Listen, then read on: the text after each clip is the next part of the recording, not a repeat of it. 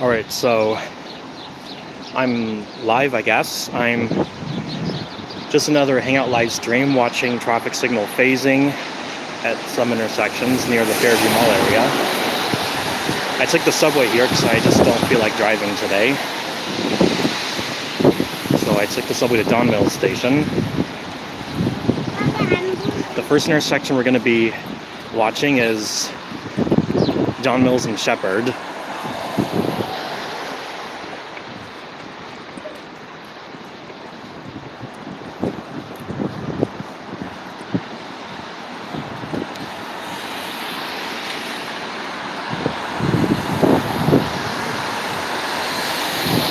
So the signal phasing at Don Mills and Shepherd is somewhat basic. There's leading protected permissive left turns in all four directions, and there's adaptive leading pedestrian intervals where if there's no left turn at all, then the leading pedestrian interval comes on. If there's a left turn call for one direction, then the leading pedestrian interval comes on for the direction that receives the left turn call. If there's a left turn call for both directions, then there's no leading pedestrian interval for anyone.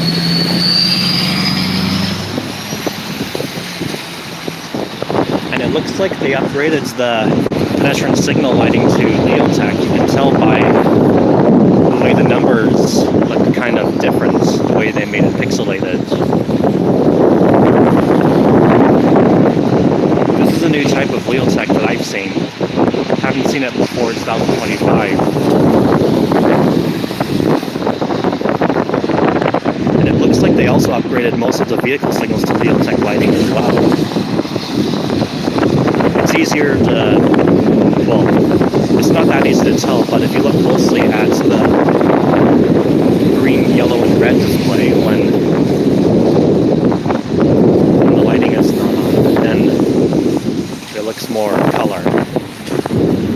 So there's a left turn call in both directions for Shepherd. And for, I think, all four directions, the protected permissive left turn is extendable as well. And the maximum green time is actually pretty long for eastbound and westbound. Left turn lane was actually at capacity at the time. I don't know if that's the maximum green time, but we'll have to just find that out. And that person probably shouldn't have turned right. It's what I like about no right turn on red. It can slow down traffic. If someone turns right on red in front of you, it slows you down. And again, the pedestrian signal numbers have been upgraded to Leotech.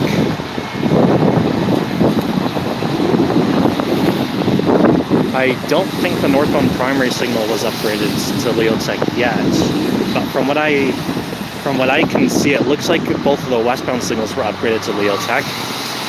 The northbound median signal, I think, was upgraded to Leotech. Eastbound, I can't tell because I'm on the same side. Both directions get a left turn call this time, so there's no LPI for any direction this cycle. How extendable is it It's extending for southbound. Okay, now the orange arrow is on for southbound. I think it's a 5-second all red once it terminates. Or I'll have to get another angle without the truck being in the view. For southbound, it looks like the southbound 4 section and the southbound 3 section were also upgraded to Leotech. And I'll get a view at the pedestrian signal numbers, the way they look with the new Leotech lighting. I mean, once the countdown starts, oh, there it is.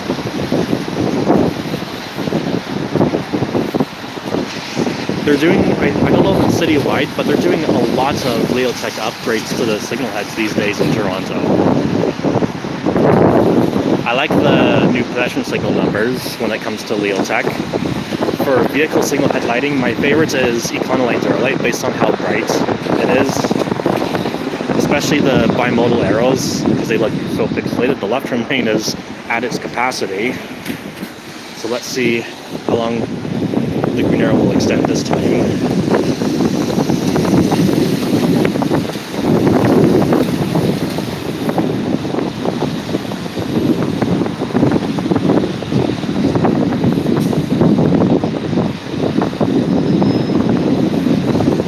westbound left a gap of 3 seconds, so that's going to make it terminate early, I think.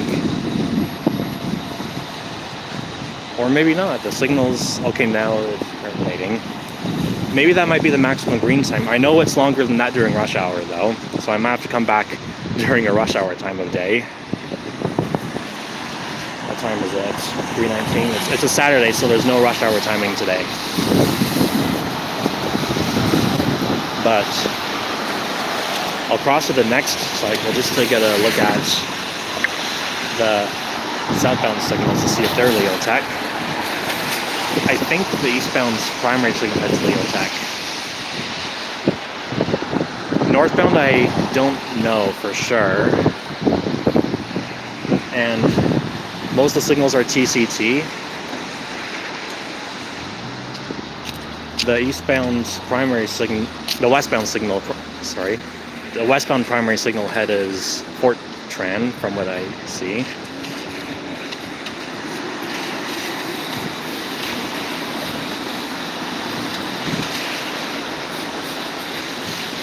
So yeah, it is extendable, the green arrow too, for northbound and southbound. That's good to know. I'm glad about that, actually. Okay, there's a TTC Nova bus in the right lane, heading straight Don Mills Express.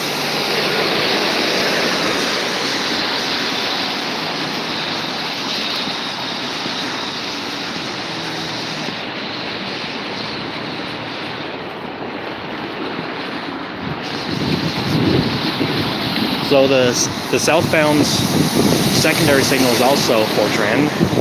Lots of Nova buses, I love that. And maybe the eastbound secondary signal might be, but I'll have to get another angle on that.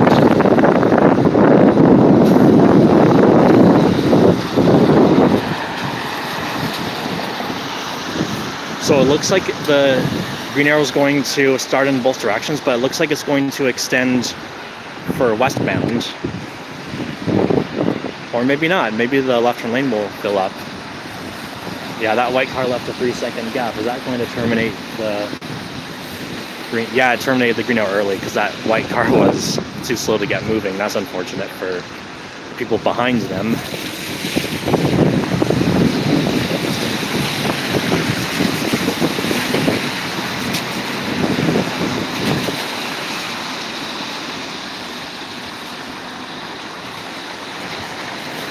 Alright, I'm gonna actually get my winter mitten on here, sorry about that.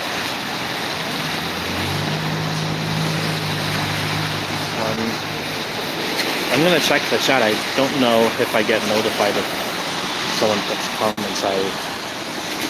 Comment settings? Is there something that says? Nope, I don't think there's anything in the chat. If I don't respond to anything in the chat, it's not that I don't ignore it, because I might not realize it or something like that. It's hard to respond with mittens on, or let's go that side. There's enough vehicles in the southbound left turn lane to trigger the green arrow. Northbound, it looks like there's at least 4 in the left turn lane.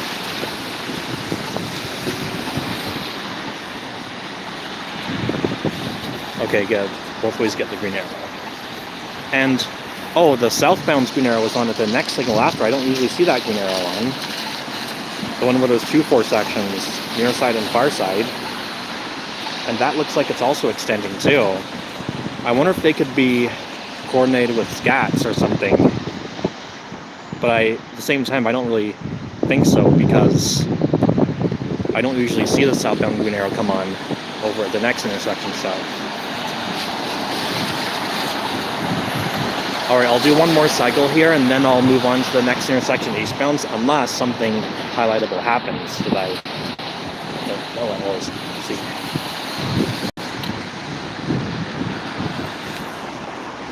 Sorry guys, just gonna put everything down for a moment. Gotta get my winter mittens on here. Maybe I don't need to do that actually. Temperature's not bad right now, but it sure is to get real cold starting this coming Monday. I have no problem with it, by the way. I'd rather 5 degrees Fahrenheit and minus 15 Celsius than 30 Celsius or 86 Fahrenheit.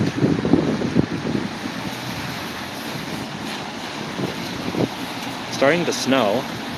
It wasn't like that when I started the stream here. That's why I got my umbrella.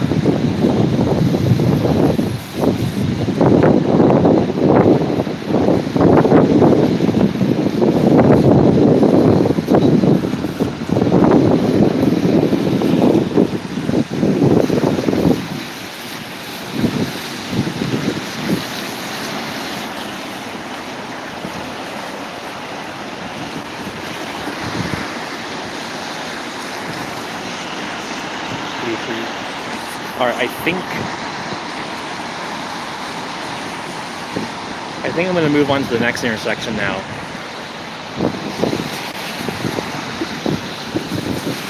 So this intersection is Don Mills and Shepherds. The next intersection over is, I think, Parkway Forest and Shepherd.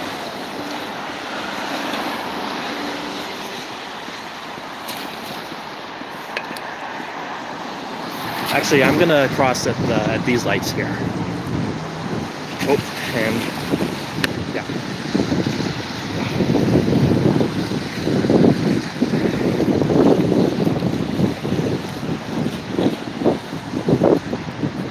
Take it both ways, get the green arrow again.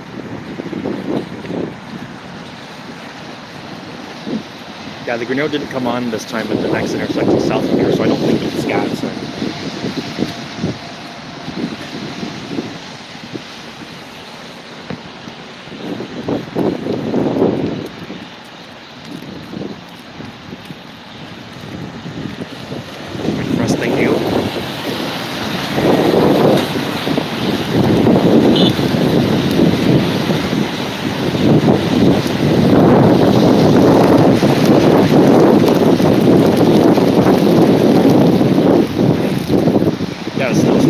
Heavy.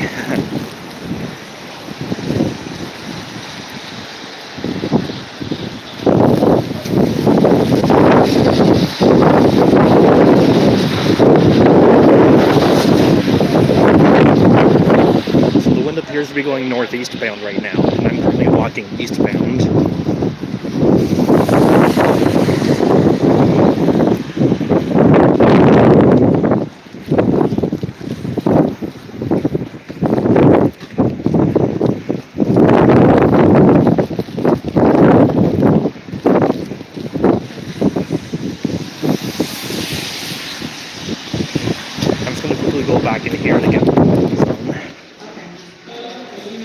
Don't worry, I'm not ending this room. I'm just going back in to get my mittens on and my umbrella ready, because if I hold my phone, I'm going to need a fourth arm to do that.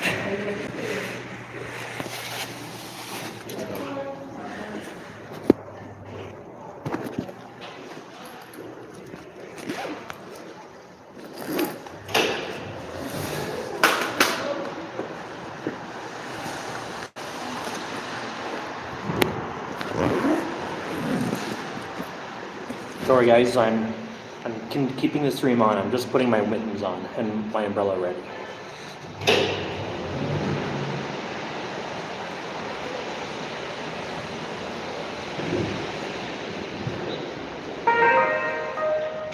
Gotta be ready for the winter, you know. There's no subway service on the portion of Line 2 between Jane and Ossington stations due to landscaper work. Shuttle buses are running. Check TTC.ca for more information. Don't need to worry about that.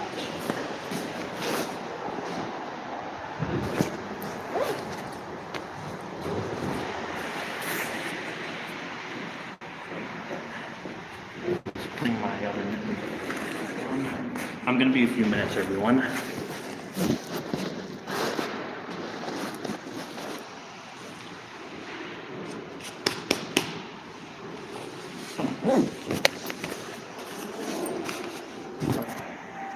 Now the cold weather pocket pushing buttons, we can't have that.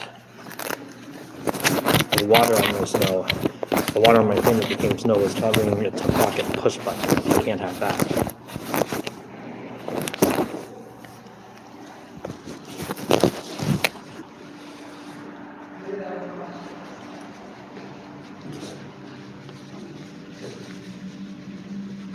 Stay with with me, everyone.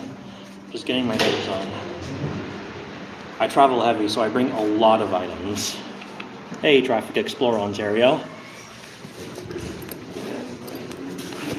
So for those who just joined, I'm doing watching traffic signal phasing at a bunch of intersections along the Fairview Mall area. It just started to snow real heavily, so I'm just going in at the subway station quickly to get my mittens on. I'll resume momentarily.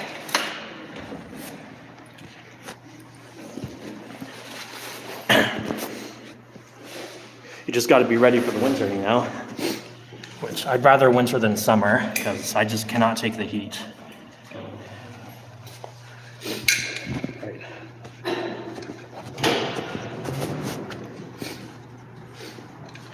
All right, we're heading back out now. It was not snowing at all when I started streaming, by the way. Now it's just really going at it. So that's why I come prepared with my umbrella. Yeah, has it been worse than Toronto? In Toronto, we had like several inches of a snowfall since.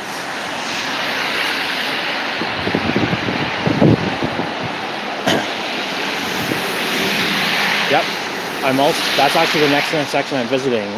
First I was doing John Mills and Shepherd's when I started. Now the next intersection I'm going to right now is actually Shepherd and Parkway Forests too. Because I think they might have potential Scats there where I didn't take the TTC, well I did actually, but I took the subway here because I did not want to drive today. For privacy and security reasons, I'm not going to say the neighborhood where I live in, but I took the subway from line 2 Bloor Danforth and up the Yonge subway, line 1 to Shepherd, and took the Shepherd subway to here.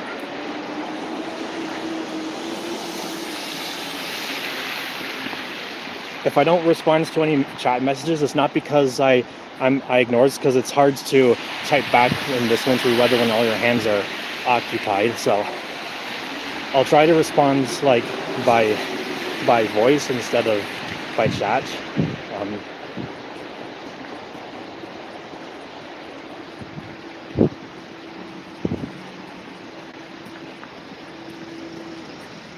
Every so often I gotta wipe my lens too, wipe my screen too, because if snow gets on my phone, it could easily pockets push buttons, and I can't have that. So gotta be more careful with it. I'm gonna stop here actually because I think I just got snowflake on my phone. Once that melts, I could easily pocket push a button. I really do not want it to push the camera flip button because I don't want my face to be seen on the internet for privacy reasons. Let me just click. I saw the chat message. I'm gonna see if I can. How can I view the chat? I didn't see that last message in time.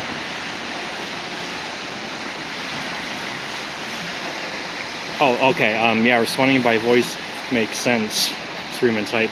Well, in wet weather conditions or really cold weather conditions, that's really when it's challenging. That's all. In this weather, responding by phone when holding my umbrella and phone would require having 4 hands or 4 arms. And there's many times where I really wish I could have 4 arms because I travel heavy a lot.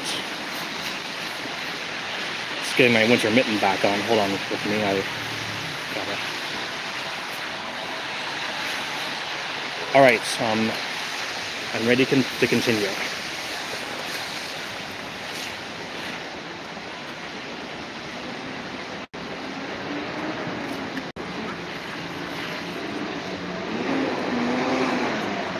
So I'm going to be starting at this corner for a few cycles and then making my way over to the opposite diagonal corner. For those who didn't start watching right away, I started at the intersection of Don Mills and Shepherd. And oh, I love the TTC buses.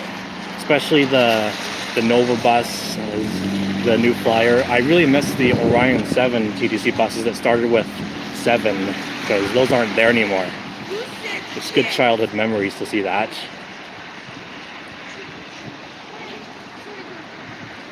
And the York Region Transit bus also serves this intersection. So for signal phasing here, eastbound and westbound have protected permissive left turns. And as you can see on the median, northbound also has a right turn overlap. They have adaptive leading pedestrian intervals here, which if there's no left turn call here, then it triggers the LPI for the opposite. No. So if only westbound gets a green arrow, then only eastbound, only westbound has an LPI. If both ways get an arrow, there's no LPI. All directions have an LPI though, really. I'm gonna visit that once I'm at the other side here.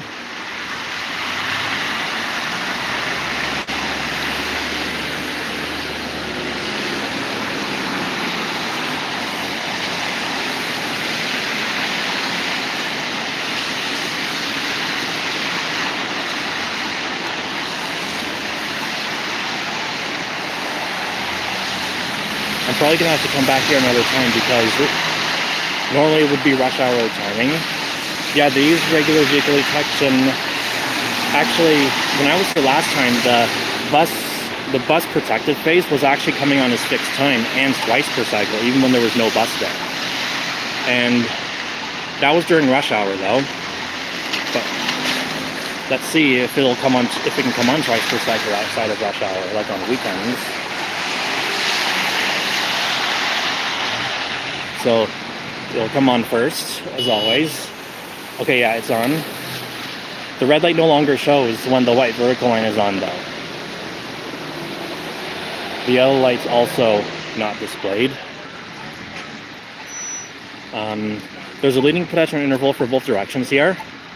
I think northbound is a good place for it because, as you can see, northbound can only turn. Now, for some reason, northbound used to have like a 13 or 15 or 10 second LPI, but they made it shorter to 5. I think it should be about 10 seconds for northbound left turns in particular, or make northbound left turns fully protected, because sometimes I actually see not enough sufficient gaps for northbound. Northbound does have a left arrow installed, but it's not actually callable by general traffic. The northbound green arrow, I think, is only for a manual fire hall preemption. I've seen it on once, but it came on separately with a green ball in the left arrow. And will the transit phase come on again? Yes, it will. So the transit phase comes on twice per cycle as fixed time. Good to know. Even if it's not rush hour. So eastbound and westbound left turns will be next, with the right turn overlap.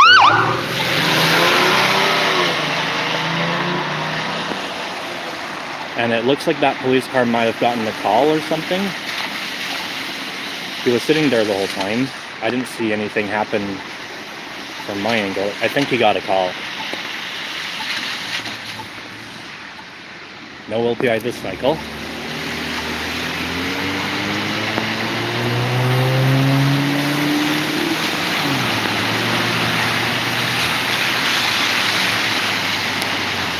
Transit phases are generally, no, don't disappear, chat.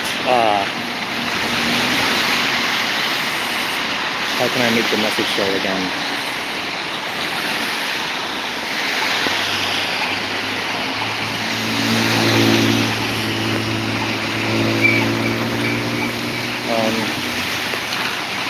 Sounds like a failed detector. Transit phases are generally callable twice per cycle regardless of the time of day. That's what I noticed too. I didn't know if it was only on during rush hour or not, because I'm only here usually during rush hour, but I'm glad we know that it can come on twice.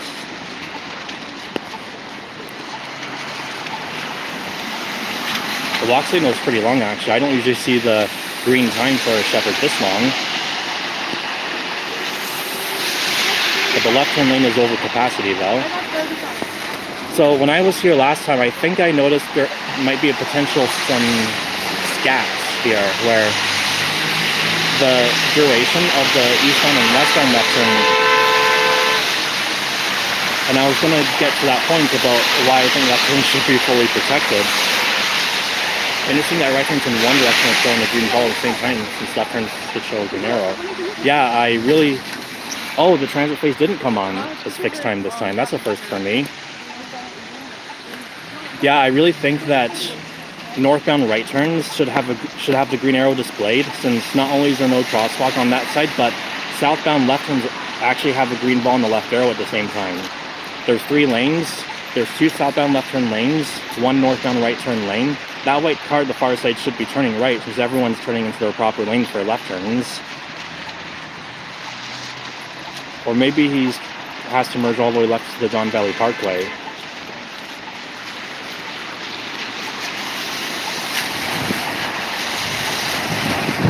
I'm not seeing a lot of gaps that northbound left turns have. Will the transit phase come on? Yep, it will. There's no buses though.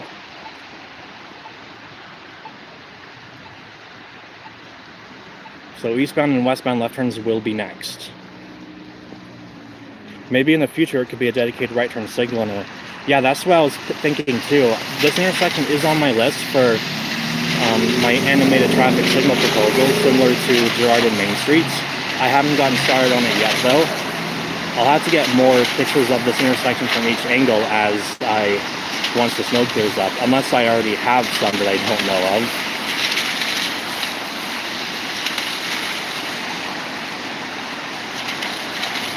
You can also tell how long the duration of the westbound left turn is, because you'll get to see the right turn overlap for its duration. Someone turned left from the through lane. You can't do that. There's only 1 left turn lane here.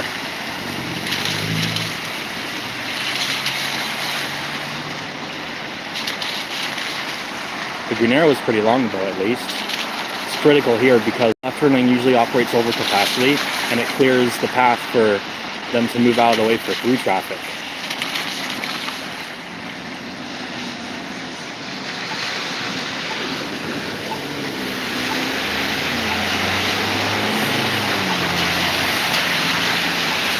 So if the green arrow is longer, then it takes away green time for through traffic.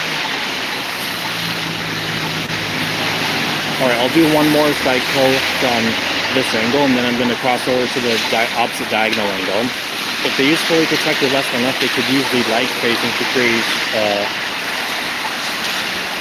where's the chat? Don't disappear, chat. If they use the fully protected westbound left, they could use the light phasing to create a green wave in both directions. That would be good in theory, actually, yeah. So it looks like that the bus phase is callable only at the beginning of the north-south green time, but it comes on as fixed time at the end, from what I saw. Yeah, slagging eastbound left would be between westbound and eastbounds. I would say westbound should have the leading left regardless, because the left turn lane is not as long, and since it already operates over capacity, it would block through traffic and cause through traffic to miss the cycle. And then maybe from behind, Shepherd would get an eastbound leading left and westbound lagging. Yeah, that's the bus phase. This is actually the first time I've seen the bus phase callable at the beginning of a north-south green time, but fixed time at the end. So eastbound and westbound left turns will be next. I love the angle where you get to see the median. It looks like 2 signal heads, sort of. I'll try and zoom in. I like this angle. It looks like a good thumbnail picture. Not many of those in an angle like that. So the westbound left turn green arrow was actually still extending, and what I was coming here for is because I think I noticed Scats here, because even if the left turn lane is cleared, I think it's the duration of the westbound leading left is dependent on how long the duration of the westbound leading left is at Shepherd and Don Mills. So if the leading left at the signalized intersection behind me at Shepherd and Don Mills is extending, then I think it also extends the westbound left green arrow here too. And that's what I'm going to be crossing to the opposite diagonal corner for to get a look at. I didn't notice it 2 times ago because I was facing this direction, but last time I was here, I was facing the other way at the opposite diagonal corner and noticed.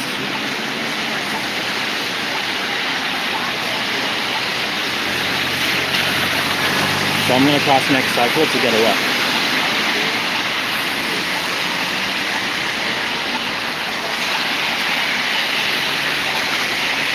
Or maybe if there's no bus call at the beginning, that might also add green signs to eastbound and westbound left turns.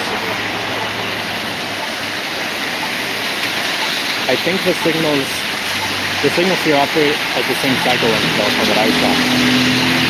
So they're already coordinated.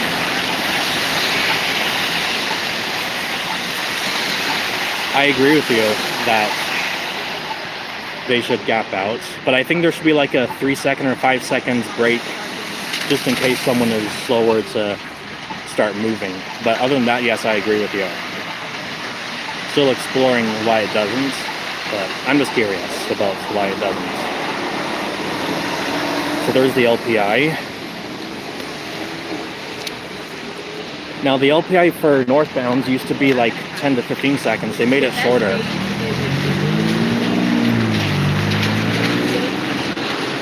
I think the maximum LPI time allowed in Toronto was 10 seconds. The minimum allowed is 5 seconds.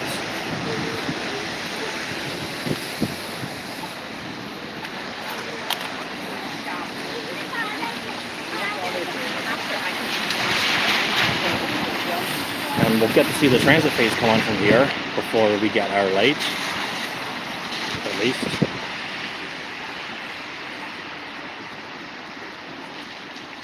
I'm actually going to stay here at this corner for one more cycle to point something out that I think should be fixed. I'll get to it once it's green for them again. Someone's actually standing on the median.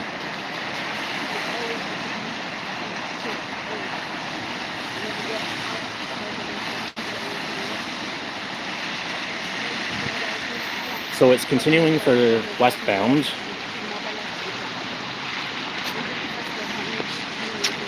Too bad we don't really get to see the right turn overlap as well from here.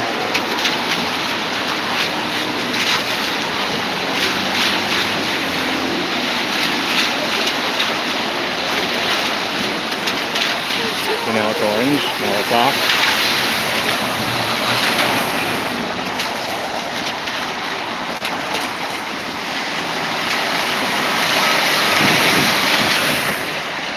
Weird that the transit signal shows blink instead of yellow.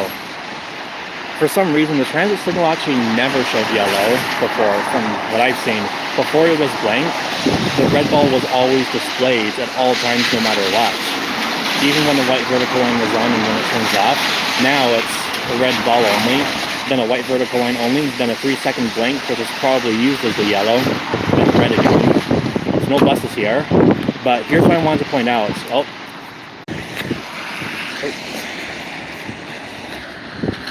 Alright, sorry about the connection, everyone. I'm hoping it works now. I had to shut down my phone and quickly restart it. So far, it looks better, the connection.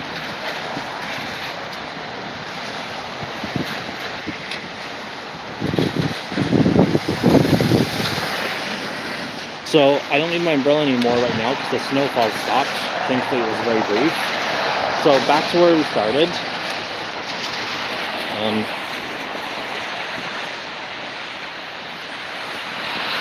Back to where we started, I'm pointing out things here. So first off here, I really think that that if there's a bus call, if there's a call from the transit lane, I really think, so what happened was I lost connection completely. I don't know what happened because I have unlimited data for the phone plan.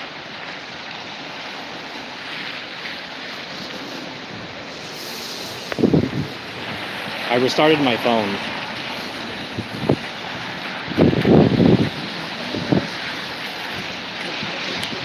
I don't know how the stream paused instead of stopped, but I'm glad it didn't stop. It just paused. I had a really poor connection for some reason, and I just restarted my phone.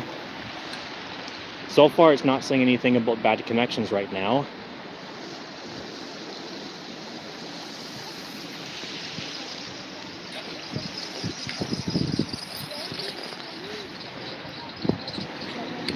I would also update you all in the community posting I'm back on now, but that would require also pausing the stream.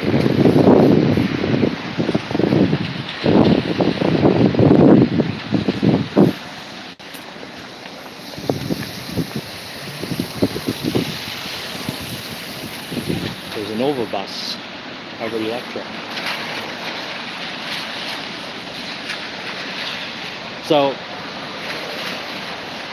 one thing that I wanted to show you all as well is, first off, I've never ever seen a bus go straight or right from this bus lane. Buses that come from the subway station that go westbound, they use the other exits at Don Mills.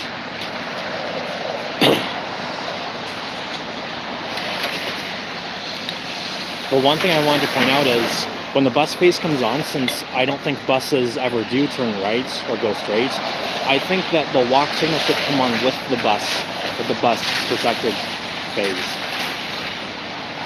to make the LPI more efficient, since I don't think it's having any efficiency to pedestrians right now.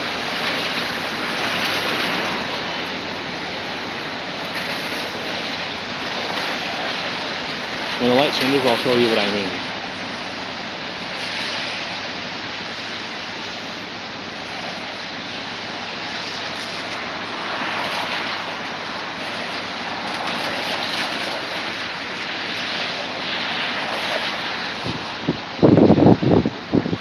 Alright, so the light's changing.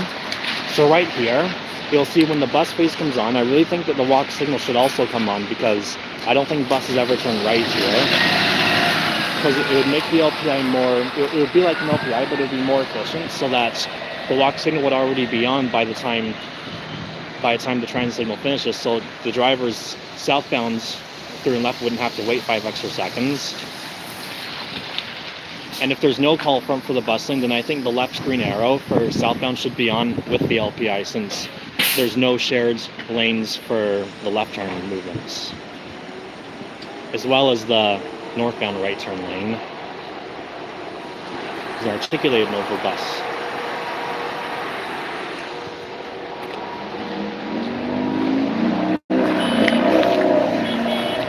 It's very hard for northbound left turns to find a gap sometimes. There it comes on again. Yeah, I really think they should do a diagonal left for that. Or even a diagonal left and a through at the same time, but I've just never seen a bus go straight here before.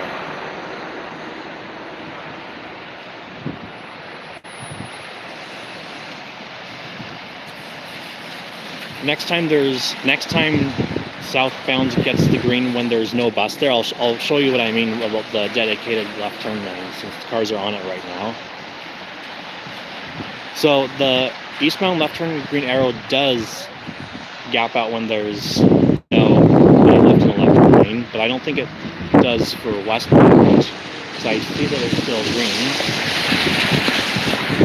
And the left turn lane, I don't see anyone in it right now.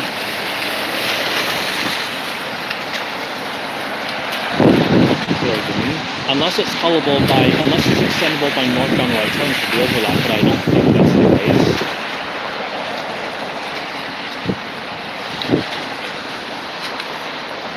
What does the chat say?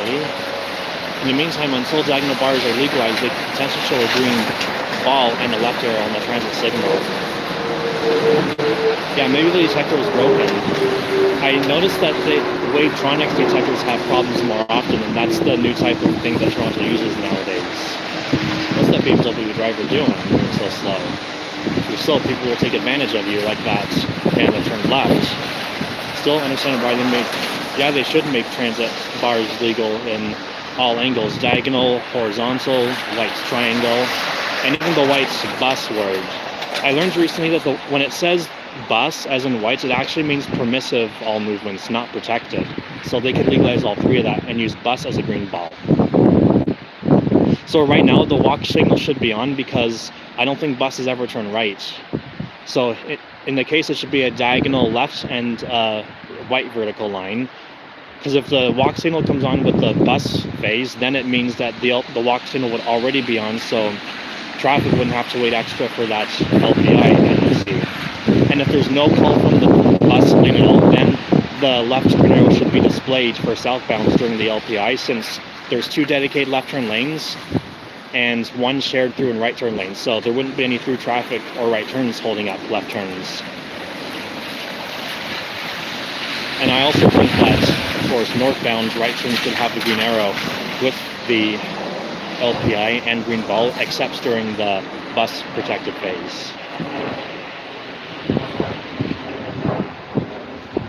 I mean, I know that some buses go west of here, but buses never turn right here, because any bus that goes westbound, they use the other bus exit that's at Don Mills. So for that reason, I don't even think right turns should be allowed for TTC buses.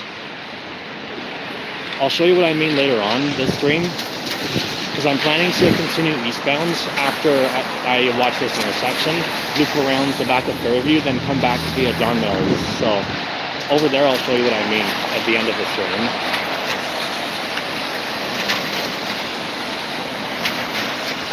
I am also, there's Nova Bus, hybrid electric, 3555.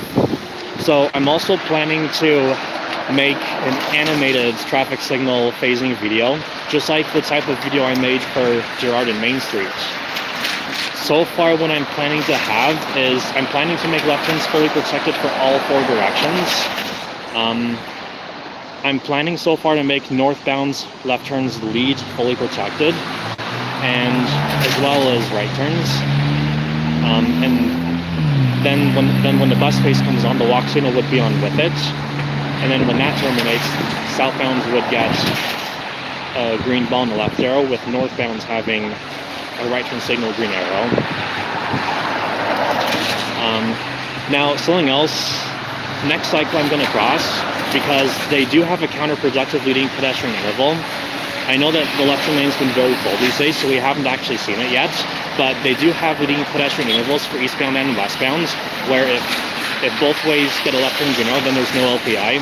If only eastbound gets a green arrow, then only westbound does not get an LPI. So yeah, right now pedestrians should be crossing, because the bus phase is on, they'll never turn right. And it's safer too, because like right turns can't go on red because they're actually on the left side of the bus lane. So right now, the pedestrian walk signal should have already been on like 15 seconds ago, and the turn light should have been green for drivers. And I'm going to cross the next cycle because, I don't know if you noticed, but for westbound, there's no right turn. So if there's only a left turn call for westbound and not eastbound, then there's a counterproductive leading pedestrian interval where there's no right turn and when the left arrow is displayed.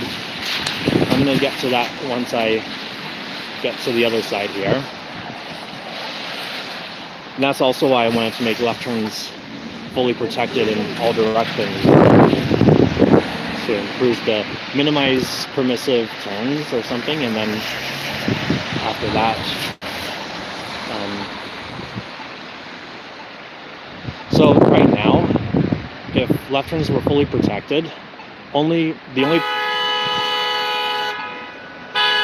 oh, he's back into them.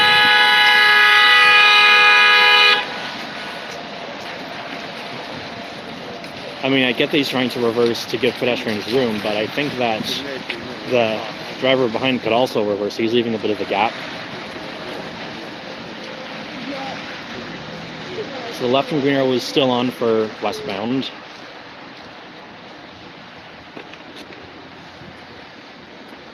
So there's no right turn on red for southbound, so he won't get in front of that. Yeah, the driver behind should have reversed. He has plenty of room before he hits the driver from the third car behind. I agree with you 100%.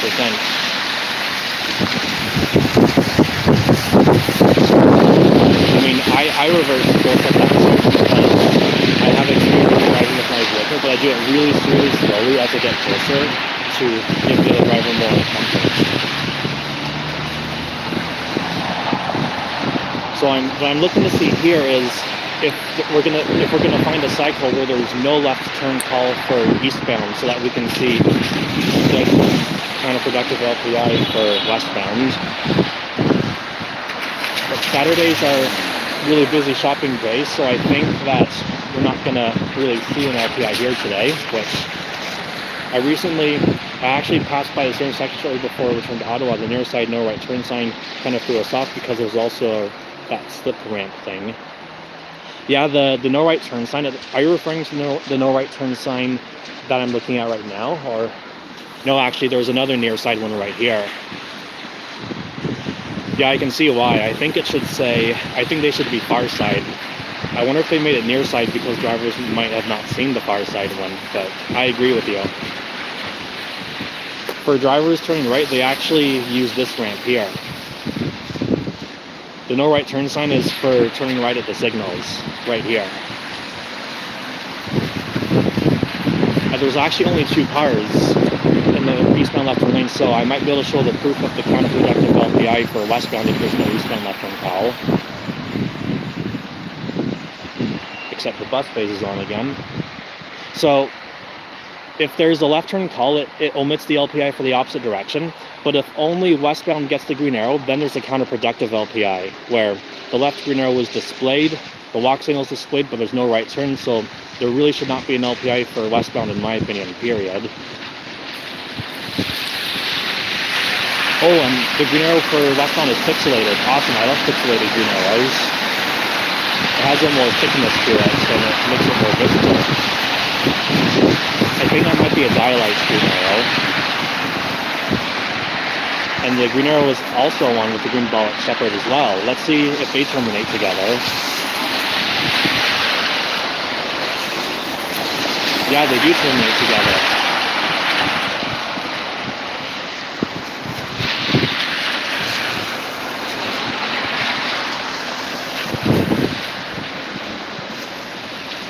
And there's no right turn here. I've never seen someone turn right here before. TWBH863 is the license plate.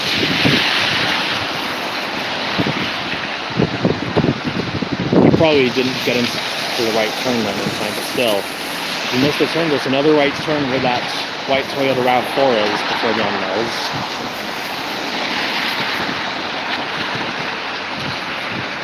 So we'll see the TDC New Flyer bus actually. It's a zero emission bus.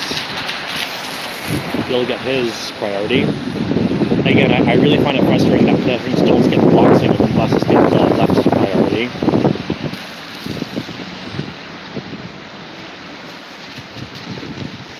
If there's no call from the bus lane, then I think the green arrow for left turn should be also displayed during the LPI, since there's only dedicated left turn lanes, but there's no shared through and left turn lanes.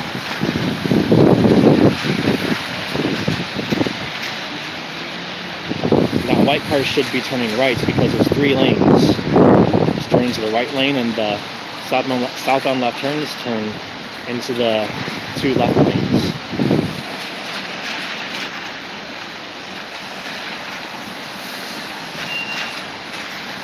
All right, I'm going to be keeping an eye on the signals at Shepherd to see if the protected permissive left turn starts together.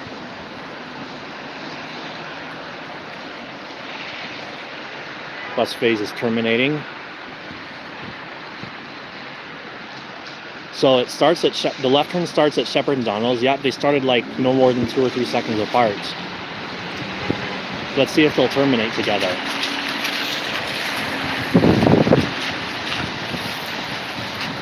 The longest I've seen the left arrow here for westbound is like 60 some seconds around that.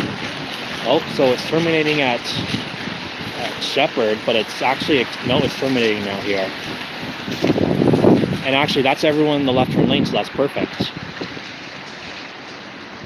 So from what it looks like, if the protected permissive left turn gaps out at Shepherd and John Mills first, then it looks like the left turn phase here gaps out once everyone in the left turn lane is cleared. But I want to just quickly see if I can find the cycle, what happens if everyone here makes it, but there's still vehicles turning off that didn't gap out at John Mills.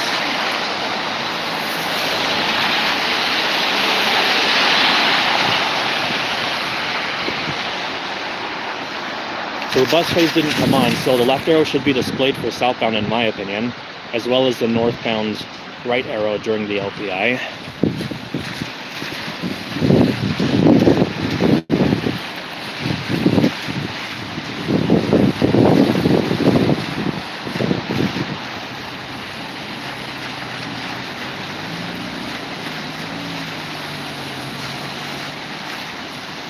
That way, Honda driver should really be turning into the right lane.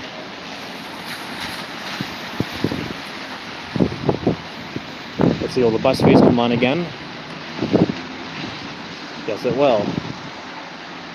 I highly doubt there are peer-to-peer calls between the intersections for a westbound left turn. There's no point since gapping out would shift to green wave. Yeah, I'm still, I don't know for sure, but I'm still trying to figure out what causes the westbound left turn to not terminate once everyone has cleared in the westbound left turn lane. The left turn phase actually started early before Shepherd this time here, so that might increase the chances to see if we'll be able to figure that out. Looks like it's terminated for eastbounds. Yep, it did. So everyone has made it in the left turn lane empty now, so everyone cleared in the left turn lane. So the left turn phase still stays on if the green arrow for Shepherd is still on. Will it terminate together almost?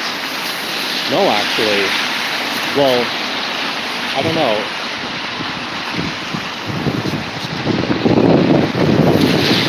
Once the protective permissive left turn at Shepherd terminated, there were people in the left turn lane, so that might have caused it to extend. But if they weren't there, then they might have gapped up together or something.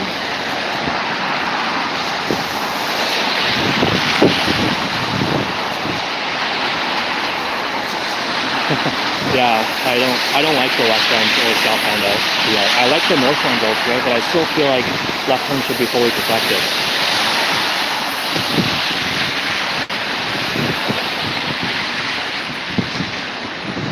York Region Transit bus.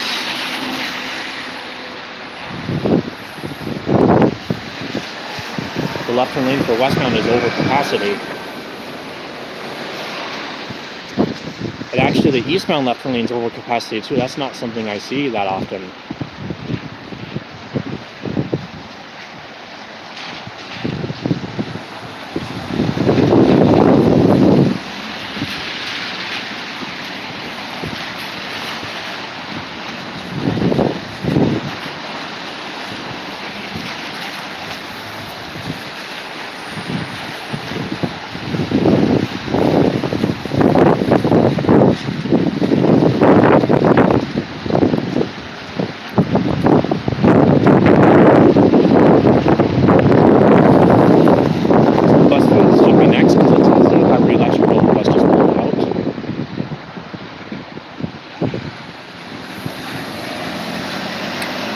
So the protective permissive left started at Shepherd and Don Mills.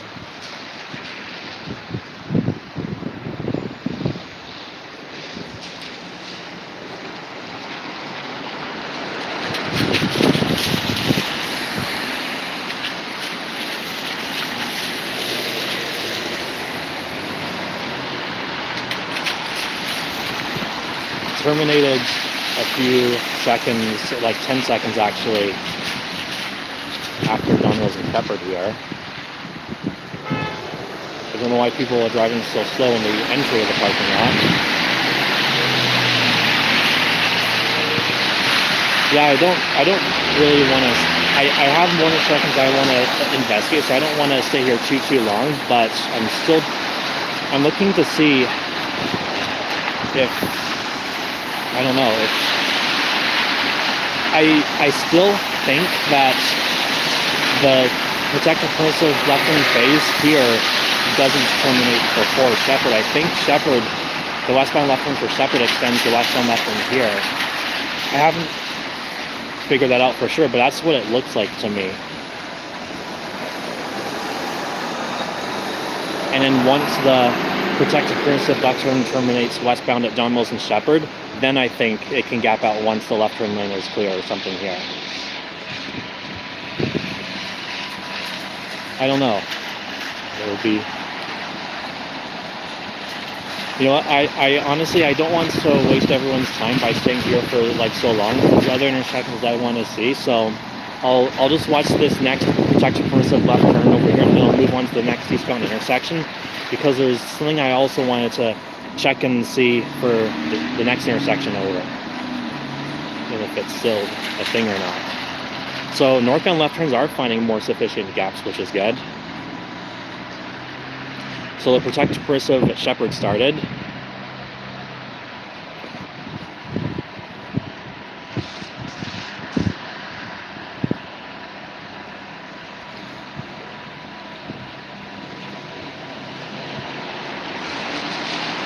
Terminated at Shepherd, so now I think they can gap out here for left-hand if there's nobody left in the left-hand lane. No, it's actually gapping out right now, even though there's still people left in the left-hand lane. I think there's a maximum time of how long it can stay on after the turns for left.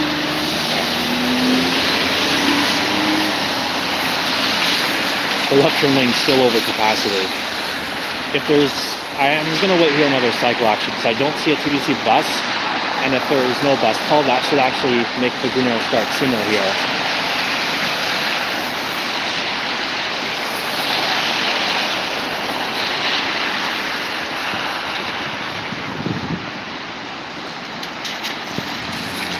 Yeah, the bus phase didn't come on this time, so hopefully that's going to increase the chances that we'll get to see here.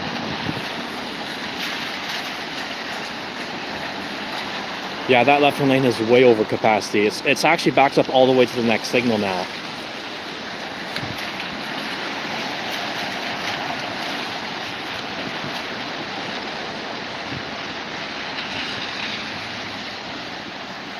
So we're probably not going to be able to figure it out this cycle because there'll be left turns going in and out the whole time here.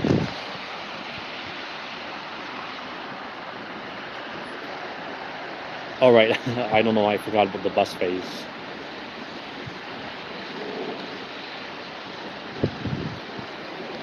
Oh, it's actually started already for Don Mills, the left turns.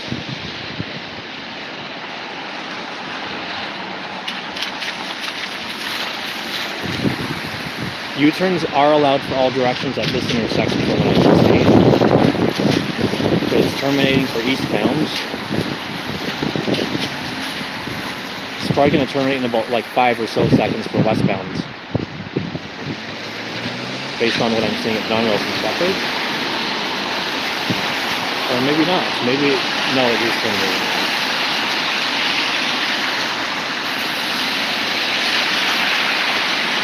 It does help with signal formation for eastbound though. A little bit, I don't know. Not really actually for westbound. Alright, I'm gonna head on to the next intersection now because I don't think we're gonna really be able to see a cycle where the left turn lane is getting empty here.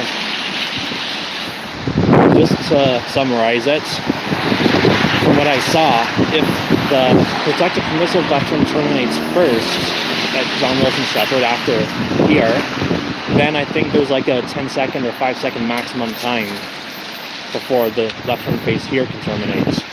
But if the Don Mills and Shepherd westbound protected permissive stays on instead of fighting the left turn lane, then I think it also.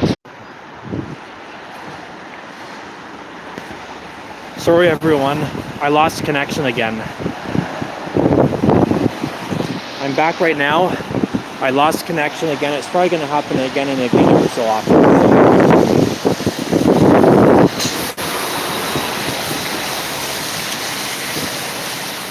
I think the difference is just that the Main Street red here varies by 11 seconds depending on whether the second bus phase is called. Is the connection cutting out again? Yeah, it was. So I had to pause and restart my phone again. Not really thrilled about that. I wonder if it's because I'm beside the 404.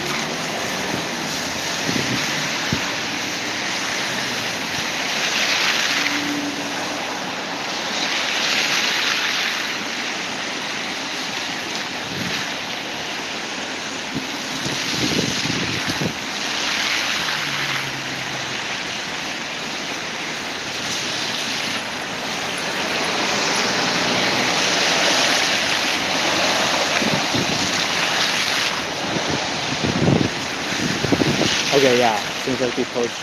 Yeah, I was checking this intersection because last time I was here, they have I would say, kind of dangerous. Single direction LPI with permissive left turns for Shepherd here.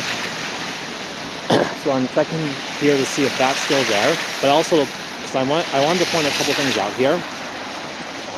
First off, I'm going to show the existing phasing. Right now, eastbound has a leading left turn protected permissive. It's callable and extendable, followed by westbound green ball.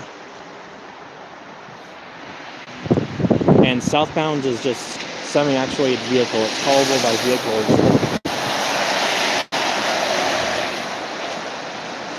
They have a leading pedestrian interval here for westbound only. If there's no call from the left turn lane, then westbound has an LPI, but eastbound actually doesn't. And if there's a left turn call, then there's no LPI for any direction of this segment. But something I was going to point out, I might consider animating this intersection as well, is the 2-4 sections, currently for eastbounds, they should really be used for the southbound approach with the left and right arrow display, since there's no pedestrian crossing here. And the southbound signals could be reused where the 4 sections are as eastbound fully protected left turns, and then all that would need to be purchased is one 3-section signal head for the through signal phasing.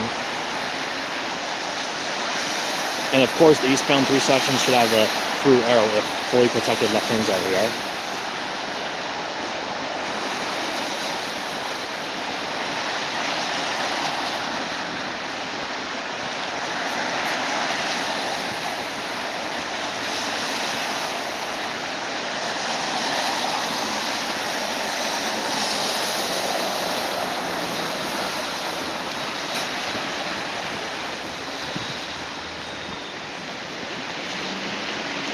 If a right turn overlap gets implemented here for southbound with the eastbound left turn, then there should be a no U-turn sign for eastbound.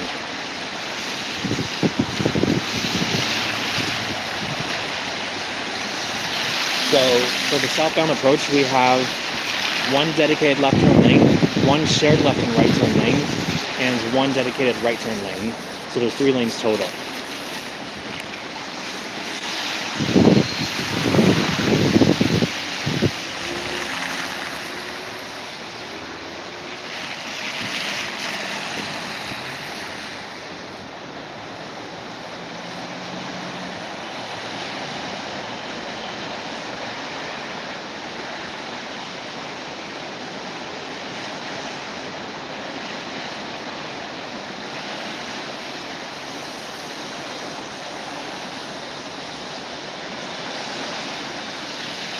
Okay, now it's green for both ways.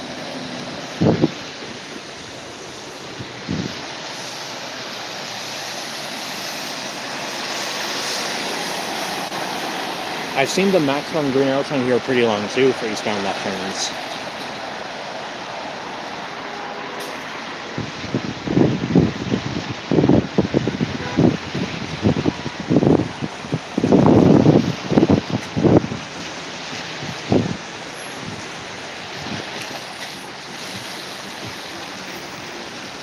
I do think they could use a little better coordination though. Either the eastbound signals turn green too soon, or either the westbound signals here turn green too soon, or the westbound signals are forced to turn green a little late for coordination.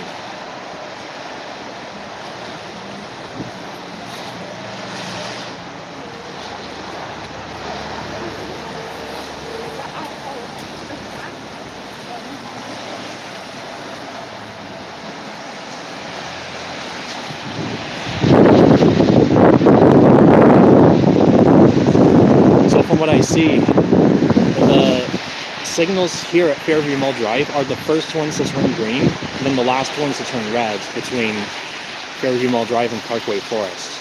And then the next signals over at Parkway Forest are the last ones to turn green, first ones to turn red, based on the additional phasing needed.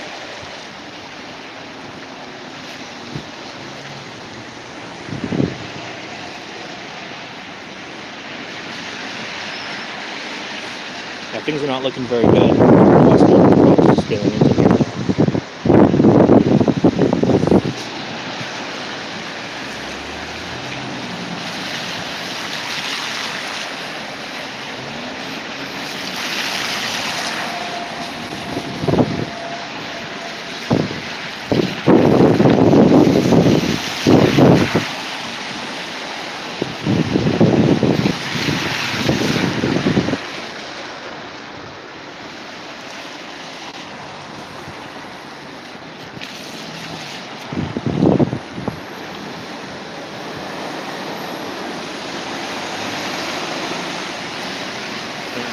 that's everyone for the eastbound left turn lane.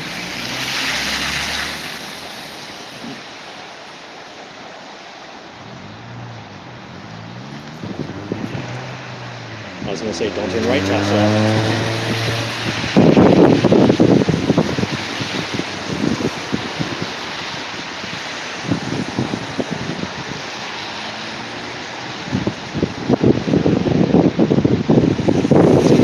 Permissive left and on the next two.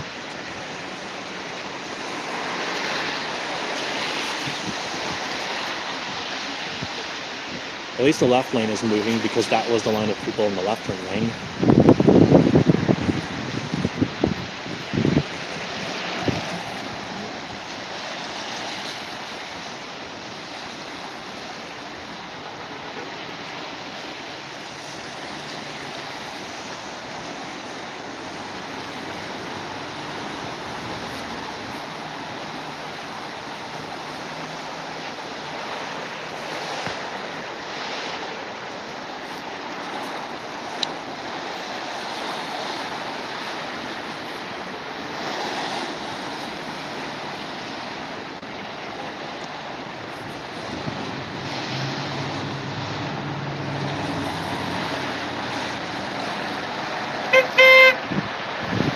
Don't turn right, there's incoming traffic.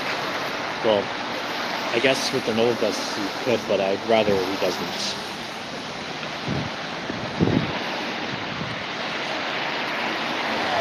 I hate when people do that. Turns right on red, it slows down traffic flow on the main road. I really think there should be a no reach on red sign here for the 2 lanes can turn right.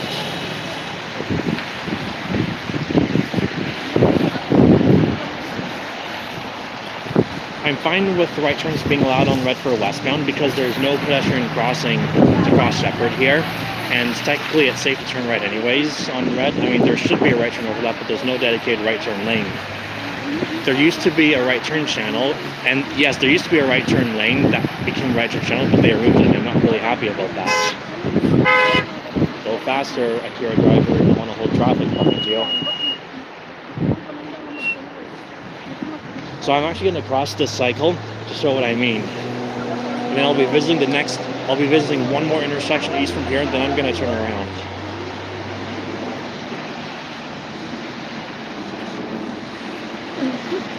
See, that blue driver didn't know he could have turned right.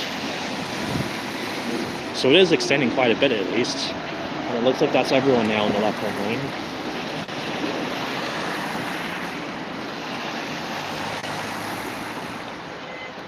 So I'll show you what I mean. There used to be a right turn channel here for the opposite direction westbound, but they removed it, and now the crosswalk is quite longer now. And of course, there's no right turn lane anymore. So the crosswalk used to end right where the dotted line is. So right where I'm standing right here, the crosswalk used to end right here. And now it's like times and a half the distance, all because they removed the right turn lane and the right turn channel. The channel used to go to, well, right where I'm standing is where the channel was, where I'm looking. And now they don't have a right turn lane anymore. And I really think they should have kept the right turn lane. And actually, I think they should have kept the right turn channel too, but without it, the crosswalk is like longer, all the way. The crosswalk used to end right where that dotted white line is for the exit leg. Now it goes all the way to here. And they removed the right turn lane too, so now they can't have a right turn overlap. So I'm disappointed about that. I will propose to reinstall the right turn channel and right turn lane though, and signalize it. It would allow for a right turn overlap when southbound is green, and a delayed green ball for the right turn lane without delaying through traffic, which would have a through arrow. And I don't think U-turn should be allowed at this intersection, in my opinion.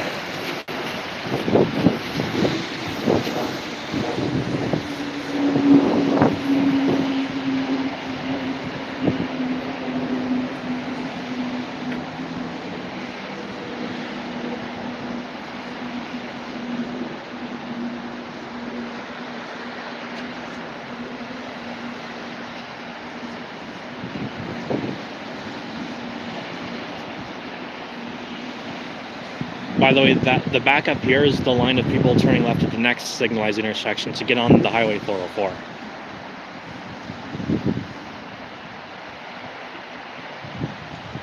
Okay, good. The green arrow comes on.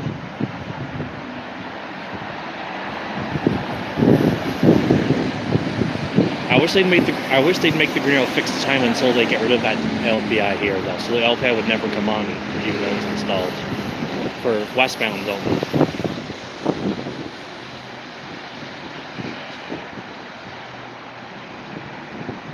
I mean, it at least cancels the LPI for westbound when the eastbound left turn comes on. Okay, now I'm gonna walk over to the next signalized intersection and look at that idiot white driver turning right on red, cutting in front of traffic.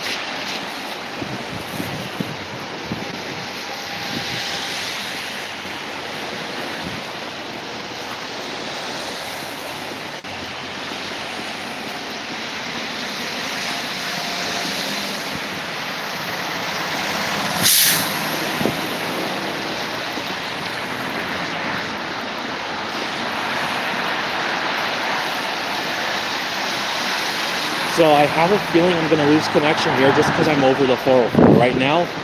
That's just my prediction.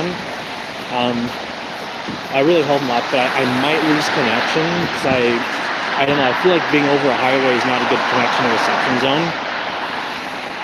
But we'll have to see. I'll be going to one more intersection, which is the next one over, and then I'm going to turn back. And as you can see, the 404, there's an HOV lane. It actually becomes two HOV lanes. One of them leads to the 401 westbound collector, the other one leads to the John Valley Parkway. And for those who watch my driving in Toronto versus stupidity on the road streets videos, you may have noticed that this HOV lane is in some of my clips where drivers either cross the solid double line when they're not supposed to, or driving alone in the HOV lane. I drive on this part of the 404 regularly on my way back after picking my brother up from work. I drive him to and from work, and on the way back I use this HOV lane because it gets jammed up, as you can see, on the southbound 404, especially when the line here spills into the express.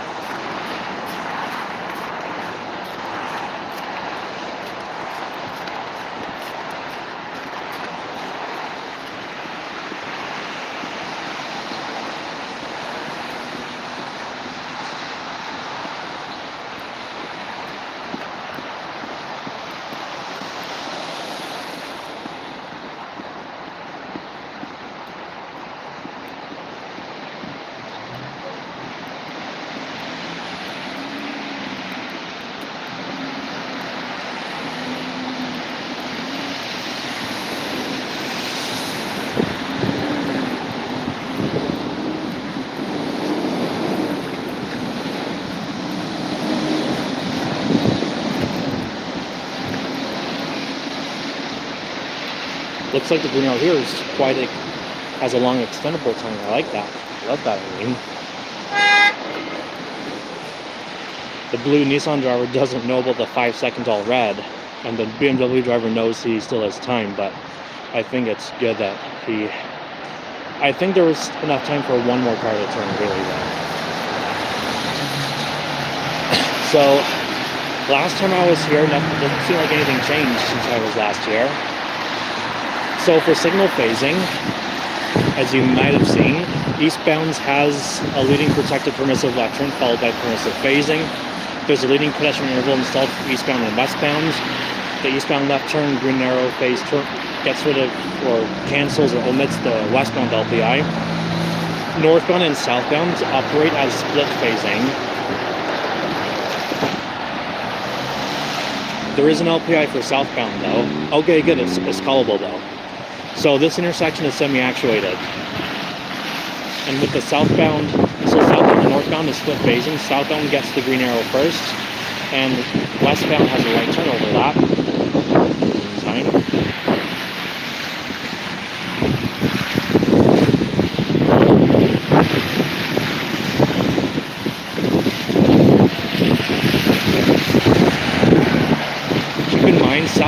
double right turn lanes, dual right turn lanes. So I really think they should have made southbound right turns fully protected, but it's only no right turn on red when northbound gets their split phase green arrow.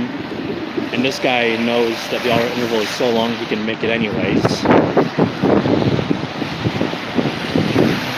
I don't think the no right turn on red blink out sign is really doing much though. No, he's not going to follow it either.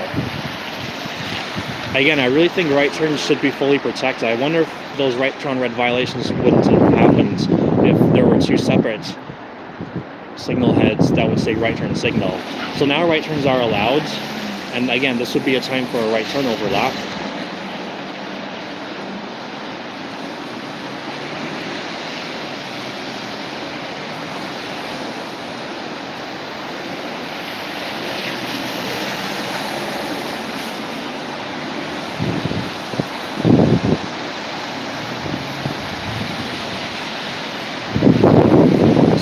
Extending quite a lot, so the line of people turning left here that you're seeing turning left was actually backed up all the way to the signals on the other side where I was just at. Does this driver know what the long all red? So lucky that he properly yields.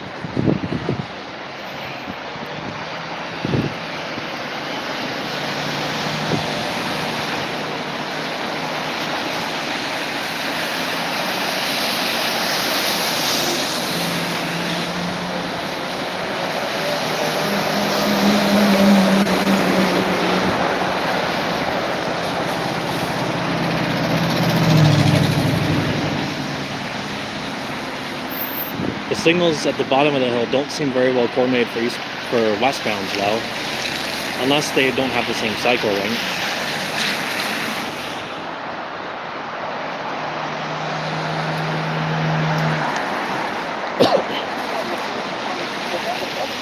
So southbound will get the phase.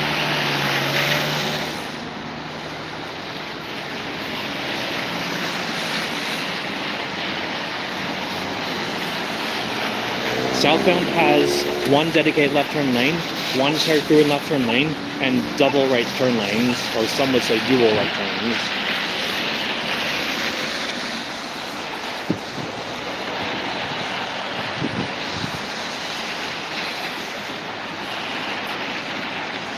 I'm going to cross southbound at the next cycle. So now it's northbound's turn to go.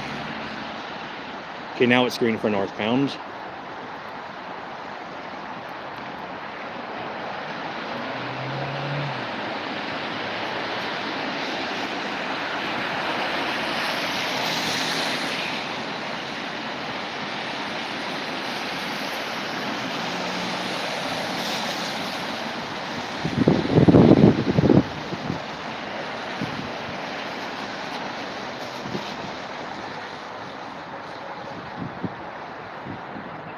Eastbound has an LPI with the leading left.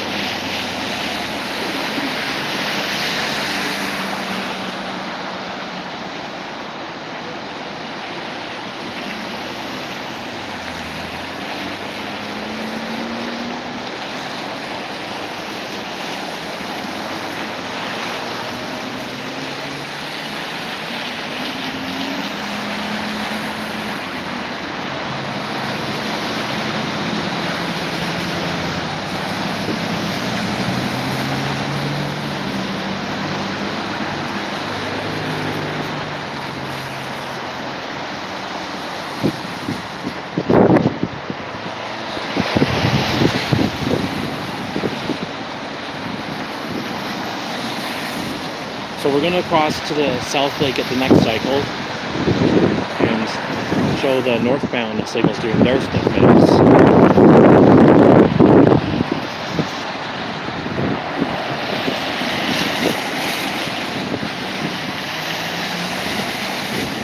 So southbound has an LPI with the split phase, just forbidding right turns. Southbound right turns are just being protected and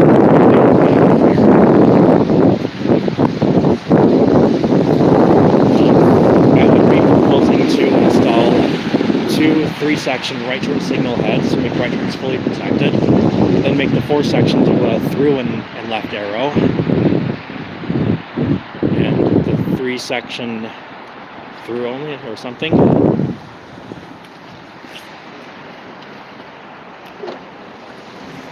And then northbound, because northbound doesn't have any permissive movements, there's no crosswalk on the east leg, so I really think northbound should just have triple green arrows through, left, and right.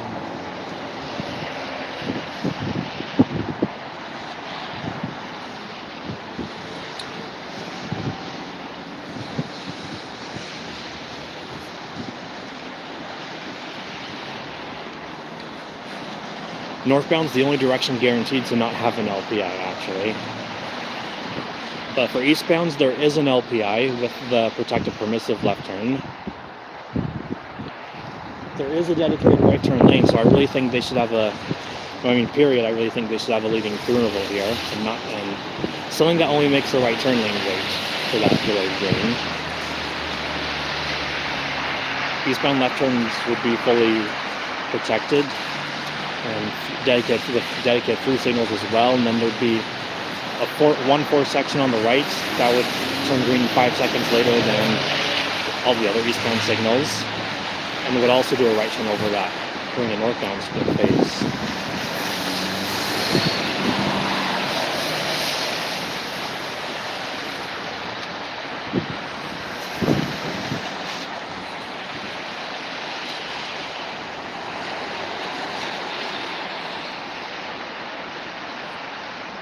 Okay, now it's green for westbound. If the eastbound left turn phase comes on, then there's no LPI for westbound.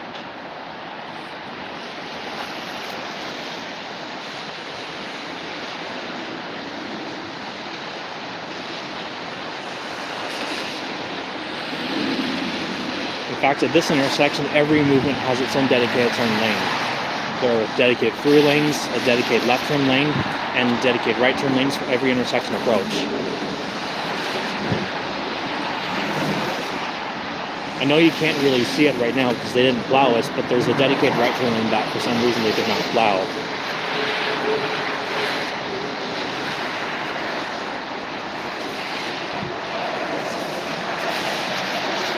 Alright, I'll do one more cycle here and then I'm going to turn.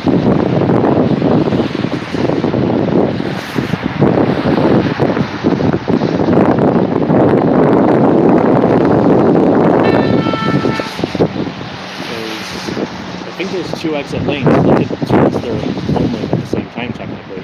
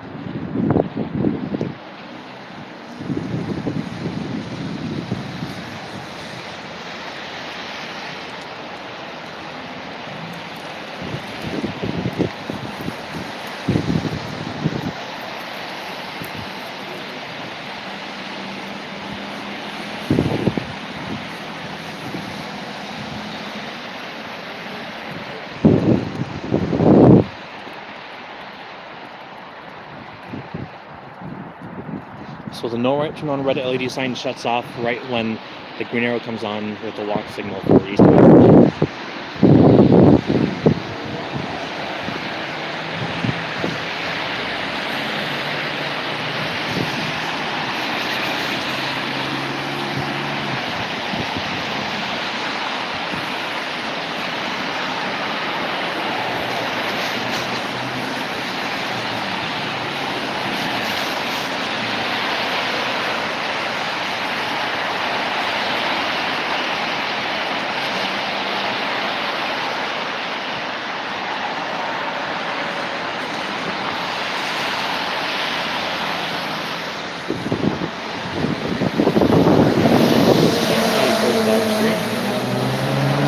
No, this is, I would say this is my, I think this is my 5th or 6th time I've done a live stream.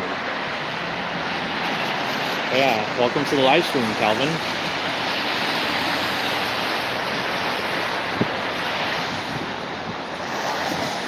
For anyone who just joined or missed out, I started at Don Mills and Shepherd, so watch signal phasing there.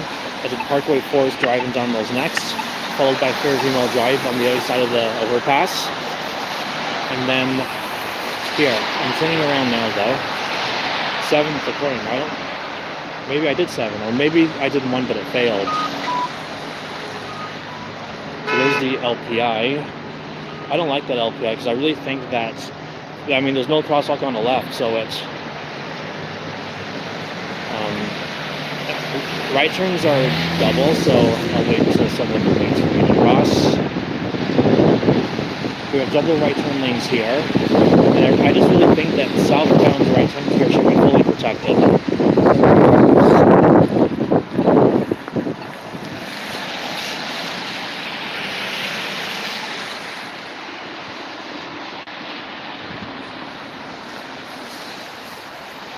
Now it's northbound's turn to go.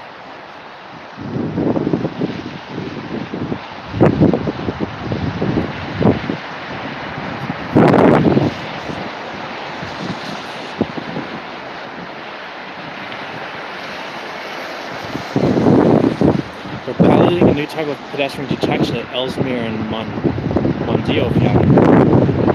I haven't heard that. Would it be detections for pedestrians to stand in? What I would like about that is if a pedestrian pushes the button and then crosses on red, there's no way to undo the pedestrian call. The lights would still change. But if there's some sort of way at a semi-actuated intersection or where the pedestrian walk signal is callable, if there's a way to undo a pedestrian call if the pedestrian pushes the button but then decides not to cross or crosses on red, that would be something that Toronto really needs, in my opinion, especially at mid-block or intersection pedestrian signals.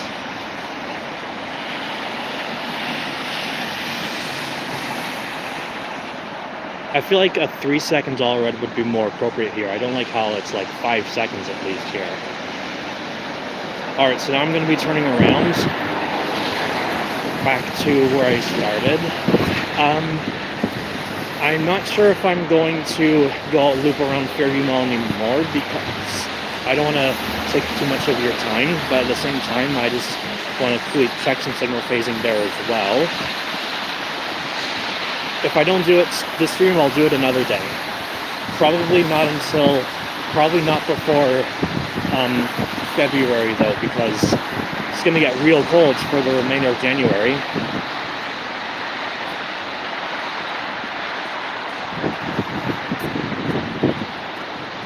Just out of curiosity, does that right turn overlap have a yellow arrow now? Are you referring to the right turn overlap at the intersection I'm just at here? If you want to see, I'll quickly see if I can race back to it before it terminates.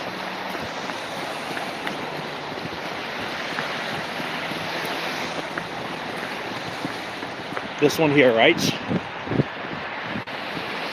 It didn't before the intersection got changed. So there is an orange arrow for the right turn overlap here. Is that the one you're asking about? Oh, okay, good. Glad to know that we have a right turn overlap.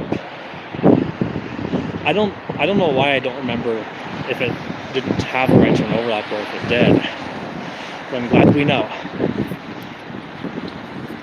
You're welcome, Traffic Explorer.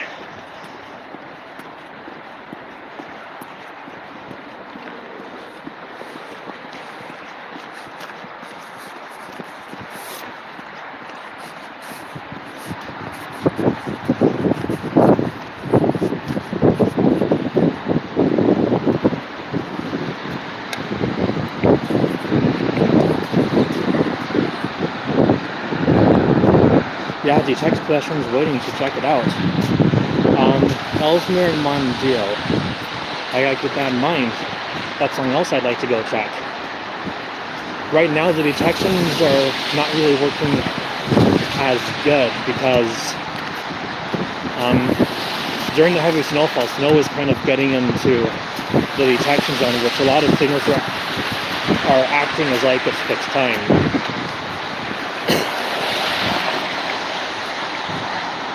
Yeah, I saw it on a video from 2016 from Toronto Traffic Videos.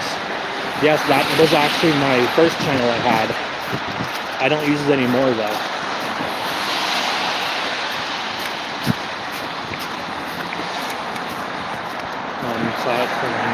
Oh, you mean before they constructed the intersection, right? I thought you were talking about after they just finished reconstructing the intersection. Later on by the city of Toronto.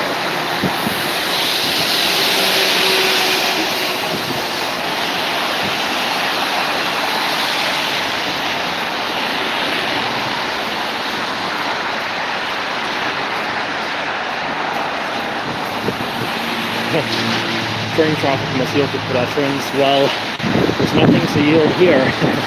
They must be referring to the right turn channel before they removed it here. They must have forgot to relocate the sign to the signals.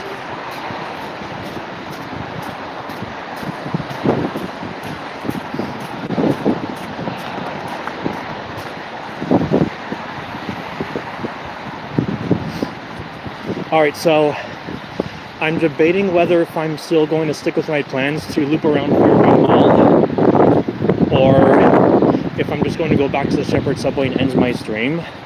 I would like to loop around Fairview Mall, but at the same time, I'll leave it up to you guys or something.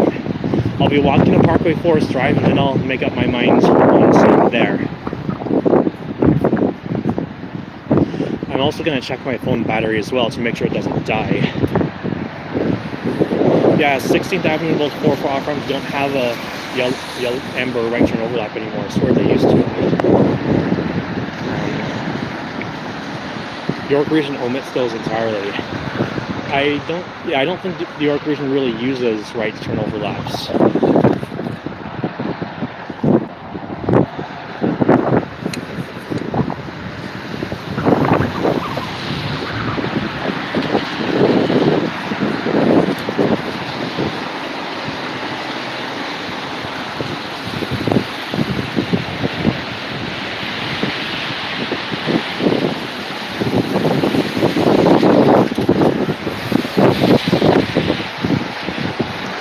Here again at Fairview Mall Drive, Shepherd.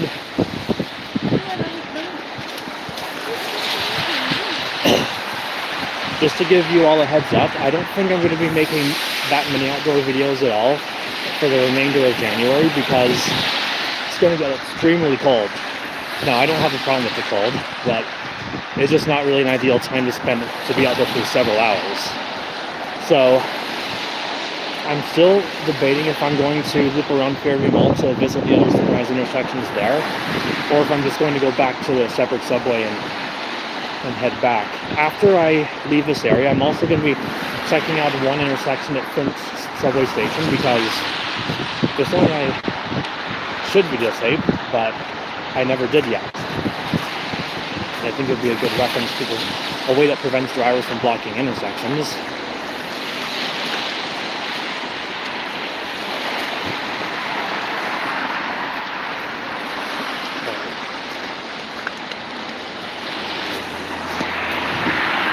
So my phone is still at high battery power.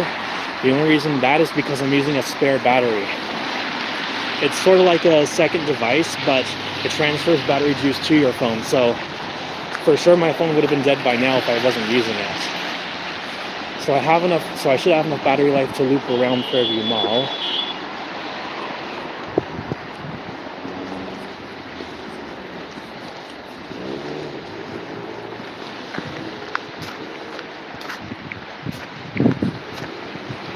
So I didn't see anything in the chat about saying whether they want me to loop around Fairview Mall and look at signal facing there, or just go straight back to the Shepherd subway.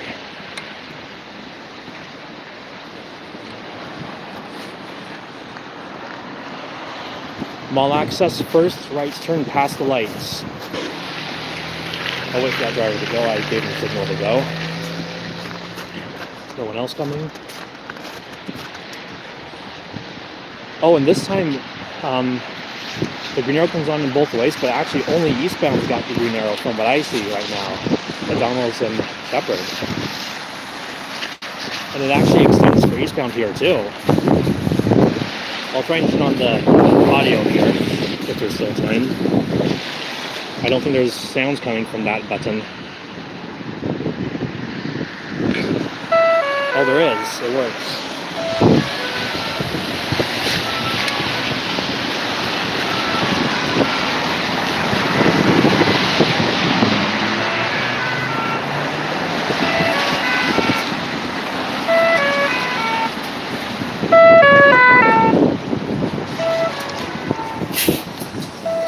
New Flyer zero emission electric bus.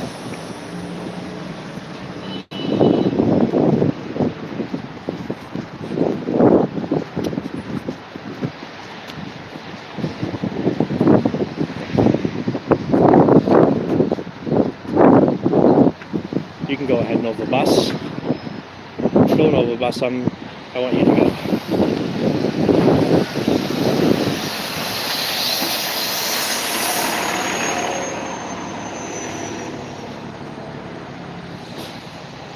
Yeah, that's a line of drivers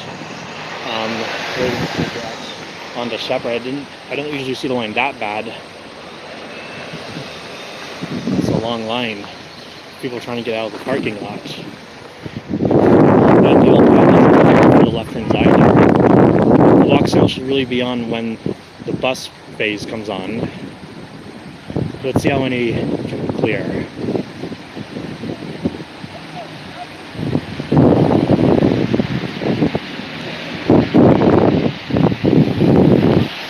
Now they have to take turns.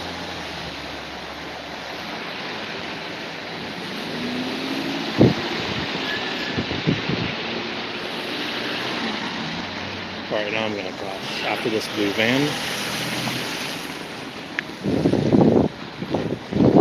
Yeah, this is... I would say that southbound can use more green.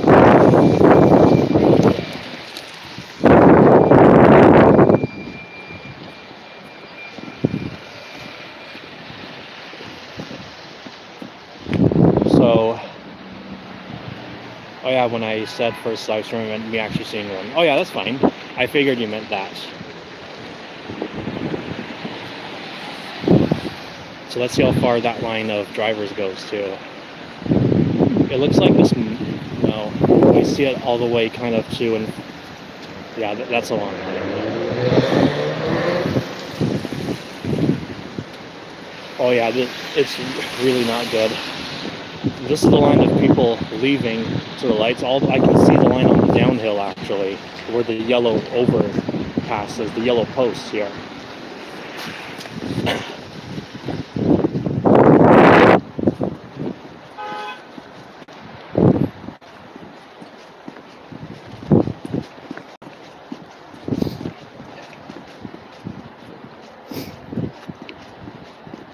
See how far that line goes.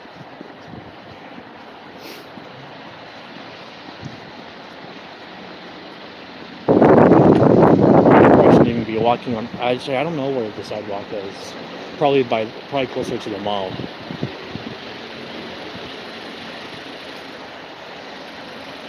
This person's backing out. That's not very good.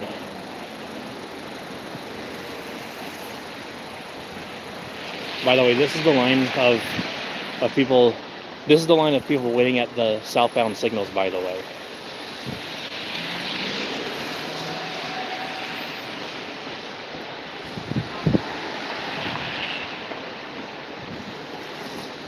Okay, now it's green.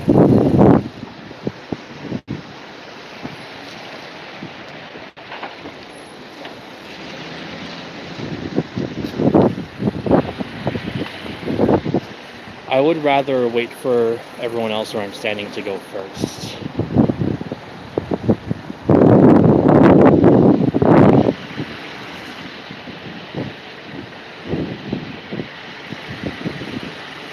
But it looks like that they're not really finding much. Yeah, it's red. I'll go with the red car. As long as everyone else can see me.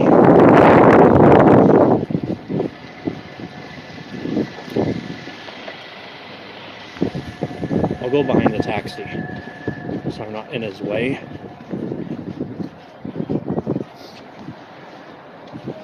Is there incoming traffic? Not really. I guess we're good to go.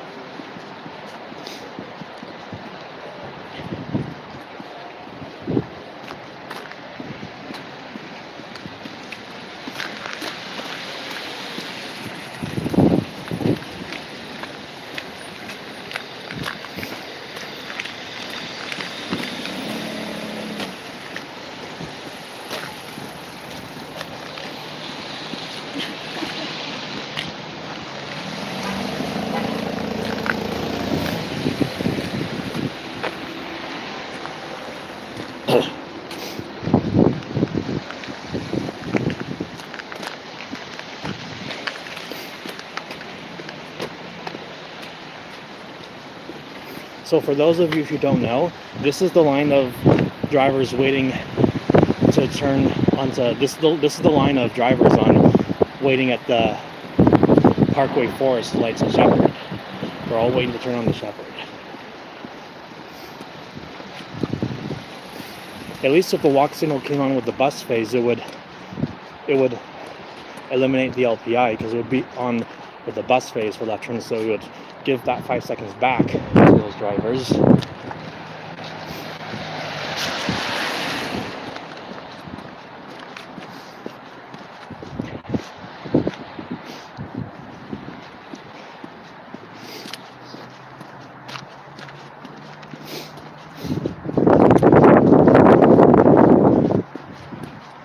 So I'm actually have to get to the lower level to go see the next signals.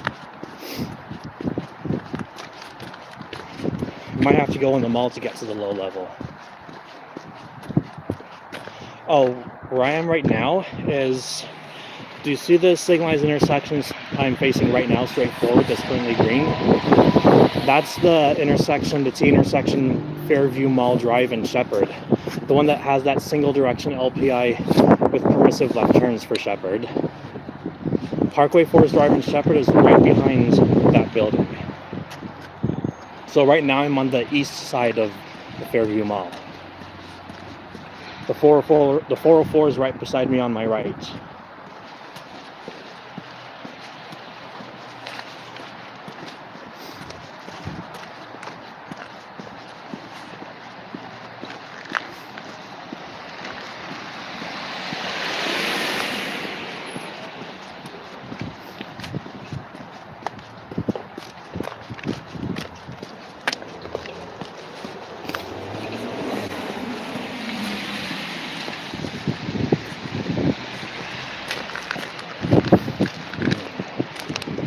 Not sure there is access to the lower level here. I might have to go in the mall, which would be a bit of a detour.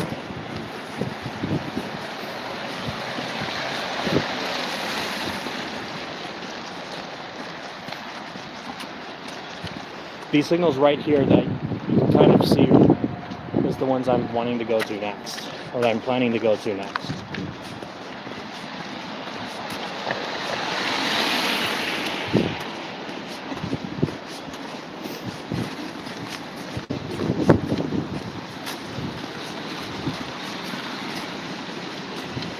Yeah, I'm gonna go in the mall till it gets to the lower level because I don't think there's really a ramp here.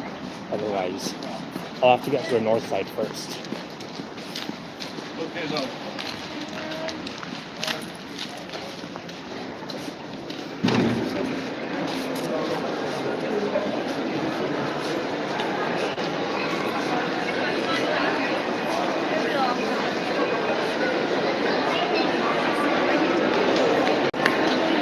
Spares me, and we'll be back out again soon. I have to go into the mall to get to the lower level. There's no more ramps. And if I took the lower ramp that I could have taken, I don't think there's a sidewalk.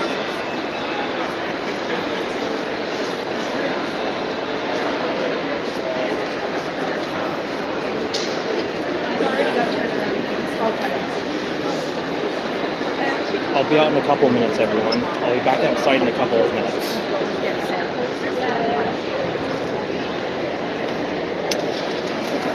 Most people stand still on the left side, but the left side's for walking.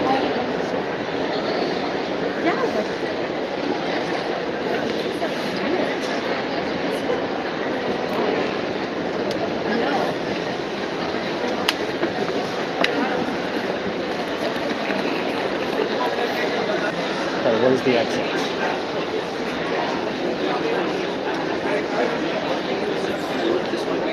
Excuse me.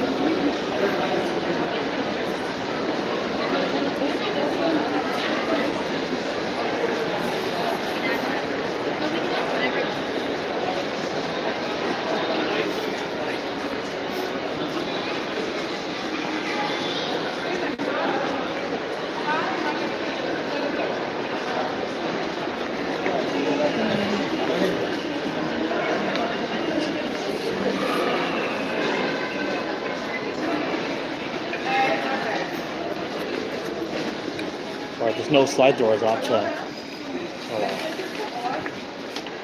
not hands-free here, so I'll have to kick the button. Use my foot as a third arm, or my back. Alright, so now we're back outdoors. We're at the intersection we wanted to see. Where is it? I'll cross where these people are crossing. I see it now. Okay, so we're back outside, everyone, at the lower level.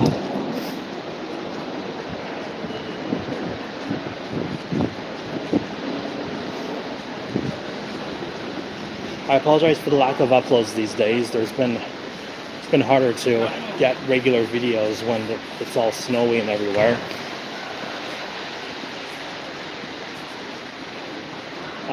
Either 2 or 3 days ago was a snow. No, I think it was Thursday that was a snow day, where lots of places were closed. So it's this signalized intersection here that we're going to be doing next. I'm going to cross at the stop sign though. So I'm going to walk here so I'm not in other people's way.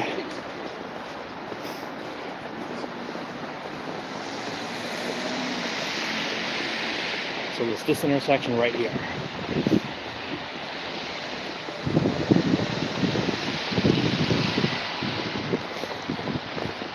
I'm going to cross at the far side curb here.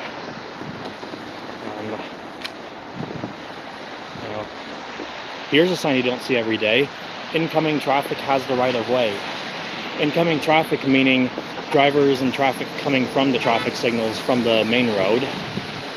So incoming traffic does not have a stop sign. So drivers going along the parking lot, including pedestrians, have to wait and yield for incoming traffic. So I'm going to be yielding to incoming traffic, left turns and right turns. Looks like it's incoming traffic has the right of way. I love that sign. I love when signage says traffic has the right of way. No sarcasm here. I mean it. Alright. Looks like it's clear. No incoming traffic. They have a stop sign, by the way. Incoming traffic here is the only direction that does not have a stop sign. Actually, the snow is too deep. I don't want to walk on the road. I don't want to have to do that. I'll just have some wet socks. Yeah, normally it's only common to see signs saying incoming traffic has the right of way at shopping mall entrances. Normally this is for really short distance roads because they don't want, if the incoming traffic had a stop sign, there could be drivers blocking the intersection, so that's why incoming traffic has the right of way here. What does the chat say? I haven't checked it for a while. I know most malls such as Markville have that. The Don Mills shops had, what else? Yorkdale area has that, where Costco is. Shoreway Mall has that. Many places near Shoreway Mall. Fairview Mall does. It's a shopping mall thing, you know, where you see that kind of signage. Now here, they actually removed the pedestrian signals, so now it says no pedestrian crossing. There were pedestrian signals for 2 legs only, but at the same time, there's no sidewalk on the other side. 3 directions have a right turn channel. So I'm just going to stay here.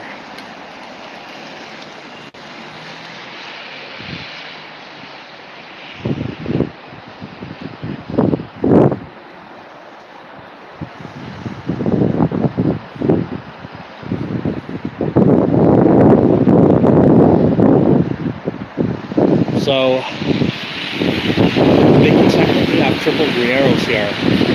Since oncoming traffic does not have a traffic signal, oncoming traffic is right turns only and it's channelized. As you can see here, right turns have to yield to traffic in that lane.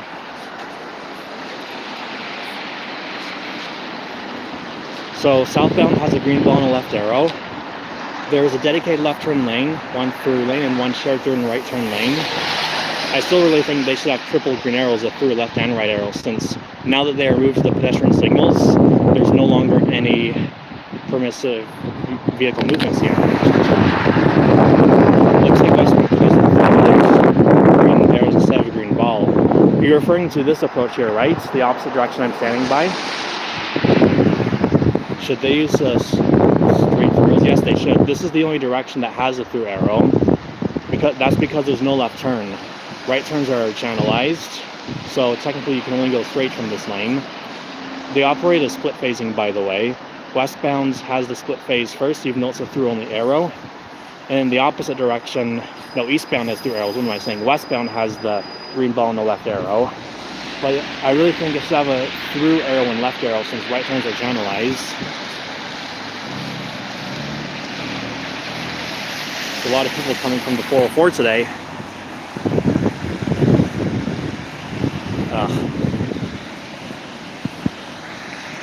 My right hand is numb from holding my phone in the same position for too long.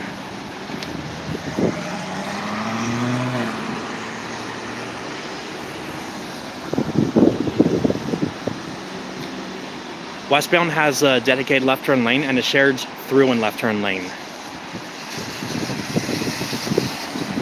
That should be everyone, so now it should change any second. I'm not sure if it's actuated though. Same for southbound, they should also have a straight through arrow. Southbound does have a dedicated, well, right turns are allowed, so I think they should have a straight through left and right arrow, something that's more common to see in the province of Quebec.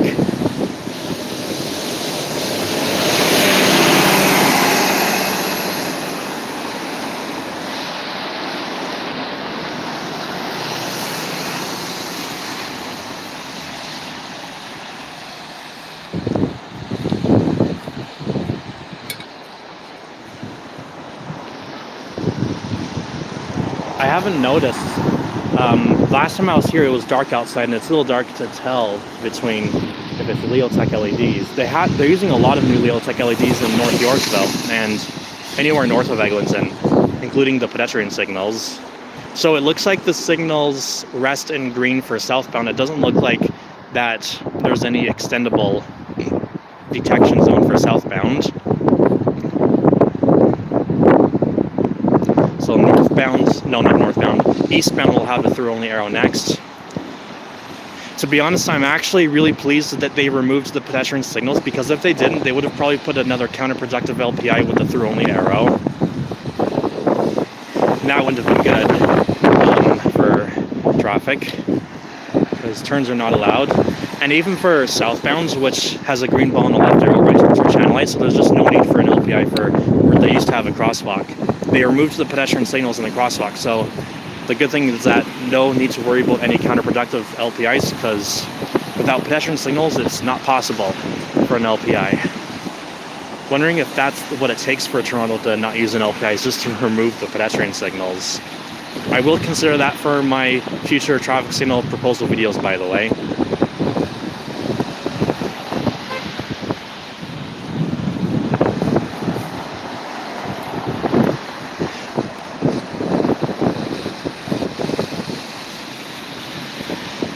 Yeah, now incoming traffic. If they had a stop sign, they would have been blocking the intersection here, probably. The taxi going so slow, his light's still green. Okay, now it's yellow.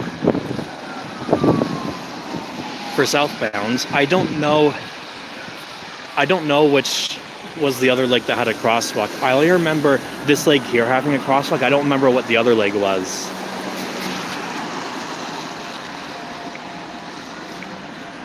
For southbound, westbound using EOI. You mean these signals here? Here, I'm just gonna get a closer look at the westbound signals. Ooh, it's deep snow. So there's no extendable detection zone for southbound. I'd like to find out for eastbound and westbound. I know for sure that eastbound, the through arrow is callable and extendable, because last time I was here, I saw the eastbound through arrow green get skipped. And then it went straight to westbound after.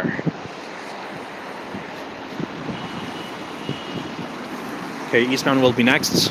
Let's see if it's going to be shorter for eastbound. It should be shorter, right? That driver's distracted. Let's go. You're making the red light longer for everyone else. I mean, you're helping this Honda driver out here. 0, 1, 2, 3. Yeah, so it's a 3-second timer when nobody's on the detection zone.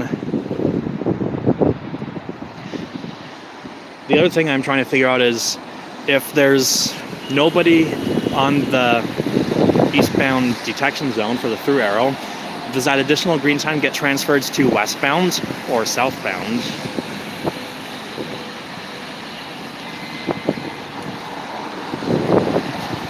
I lost one of my gloves. Hold on a moment.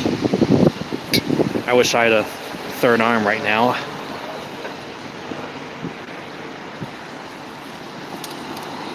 But technically, they could have all arrows for this intersection for green indications. They don't need any green balls here. So eastbound is using EOY LEDs, all other directions using dialight. So eastbound being the direction with the through only arrow, 3 sections is using EOI, you mean, and the remainder using dialight.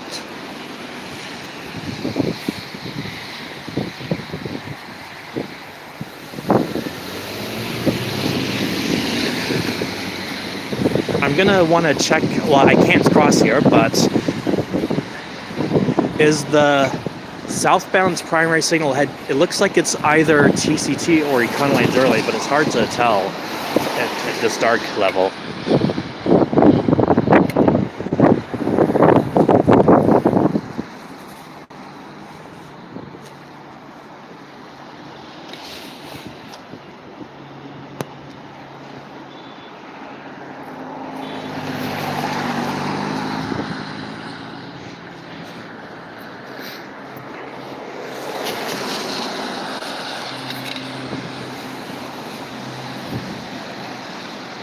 Oh, I lost another glove.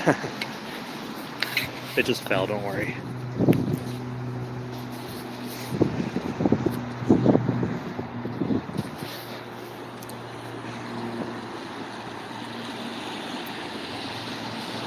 Google Maps shows it to be a TCT head. The southbound primary signal head 3-section, right? It looks like either, based on, it just looks like the way the reflection backboard looks like and the lighting, it looks like it's either a TCT or Econolite Duralight, but it doesn't look like a Duralight lighting to me so far because it would be brighter if it was Duralight, so it's probably TCT.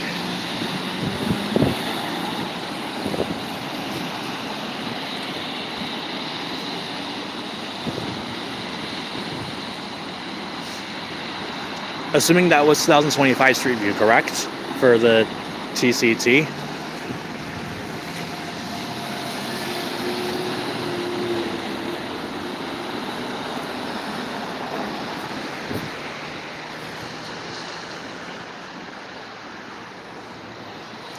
So it looks like it rests, it looks like that there's no detection zone extender for westbound. Don't go so slow, the white car. Your light screen. Well, now it's yellow. And look at that ink. Oh, I saw that. That first car waiting in line in the right lane tried to cut into the right turn channel. Thankfully, he couldn't do that.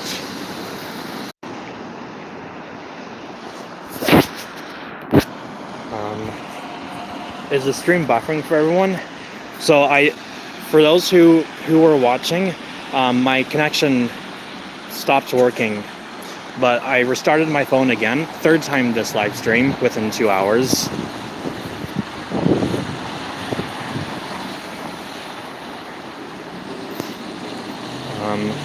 Yes, 2025 Street View. So from what I learned, I don't know the difference between every traffic signal bulb, Calvin, but Econolite Duralight really stands out, so I know how Econolite Duralight looks like. I think I know kind of how Leotech looks like, and the same for potentially Dialight.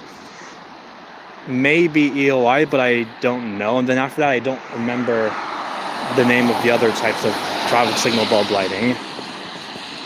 So what we're trying to figure out here is, if there's no vehicle call for the eastbound approach through Arrow, does that extra green time get transferred to southbound or westbound? That's what we're trying to figure out here. So I'm hoping nobody calls there's someone going to call it actually. Unless it turns yellow right now. It is, let's see, will it get skipped? Usually Toronto uses yellow locks, so if that's the case, it got skipped. So the westbound through Arrow got skipped, so we're going to find out if that additional green time that would have been for, not for westbound, eastbound, sorry, the eastbound through Arrow got skipped, so we're going to be able to figure out if that extra green time gets transferred for westbound or southbound.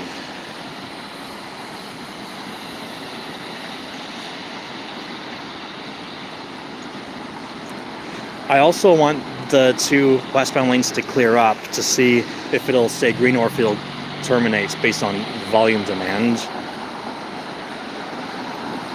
It's a good thing incoming traffic has a right of way, because there could have been times where they blocked the intersection otherwise.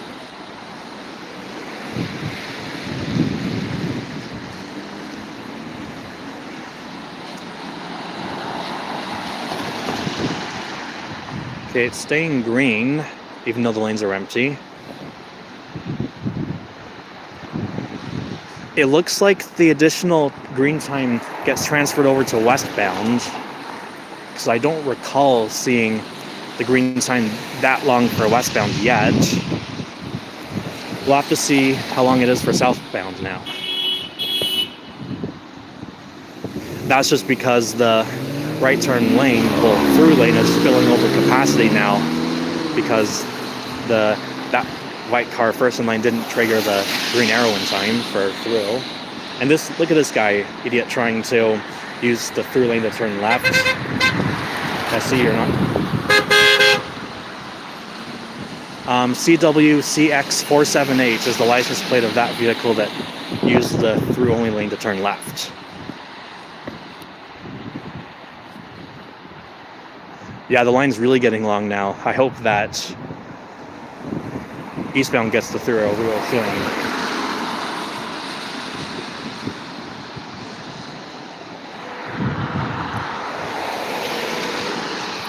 So the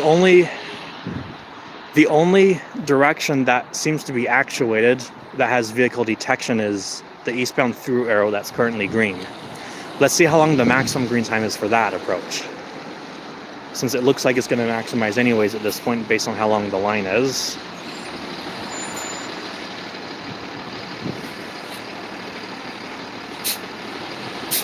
Okay, so that must be the maximum green time since there's still 2 cars waiting that didn't make it. Good to know. That's just what I wanted to find out. Well, now we know that eastbound is the only direction that has vehicle detection. It otherwise rests in green for southbound and westbound. They're not extendable. If there's no vehicle call for westbound, or if the green arrow for through movements is shorter for eastbound, then the extra green time gets transferred over to westbound.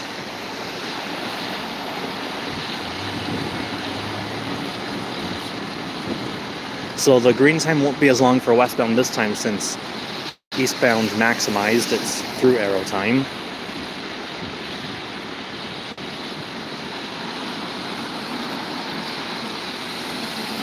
So now it's yellow. Now it's going to be southbound's turn to go.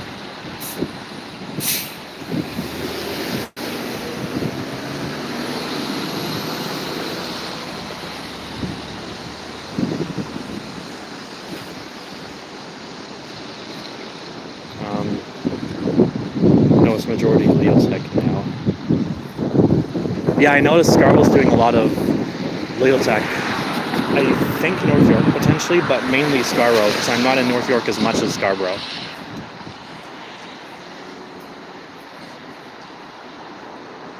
Alright, after the next cycle, I'm gonna go walk over to the next intersection, but not here, because there's no sidewalk. I'm gonna go into the parking lot to walk there.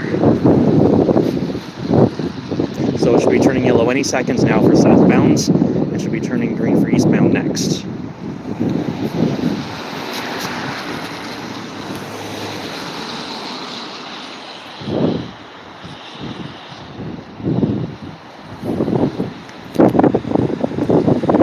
Was done west of Leslie using Dilate. I didn't know that, Calvin. Interesting. So now it should be terminating now. That's everyone in the eastbound through lane. Westbound, you're next.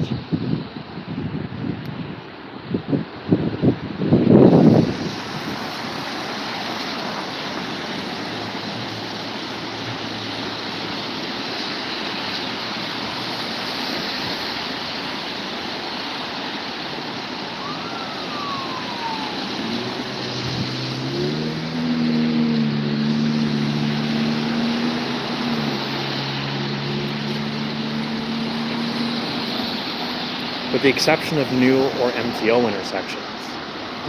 Yeah, I noticed that when they install new traffic signals or replace a signal head, they haven't been using Leotech. Like for example, when they install a new fully protected left-turn signal head, like for southbound Bathurst at Front Street, they use Econolite Duralite, except for the green arrow, which I don't know why Toronto doesn't use its Duralite unimodal arrows. Now it's southbound turn.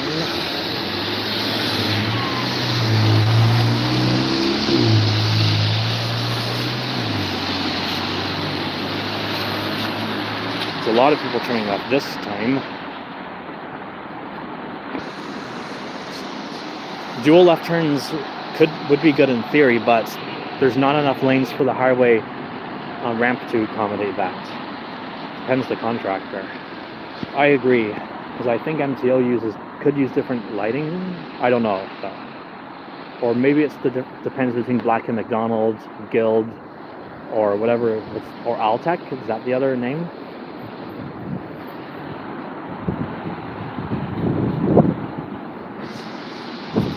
Alright, so there's nobody in the eastbound lanes again, so eastbound through arrow green time is going to get skipped, so it's going to go straight to westbound. And westbound will get more green light time too. The duration of how much green time eastbound and westbound combined goes to all westbound this time. So I'm going to head over to the next intersection. Gotta get my gloves on first, because it's getting colder now.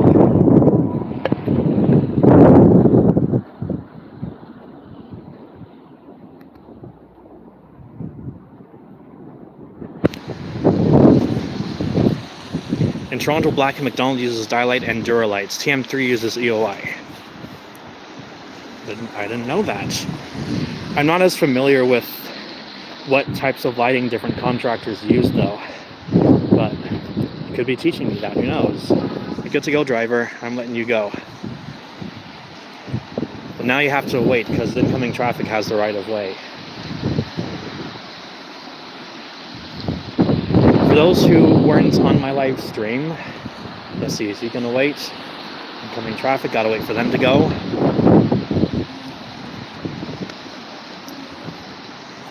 Incoming traffic does not have a stop sign, by the way.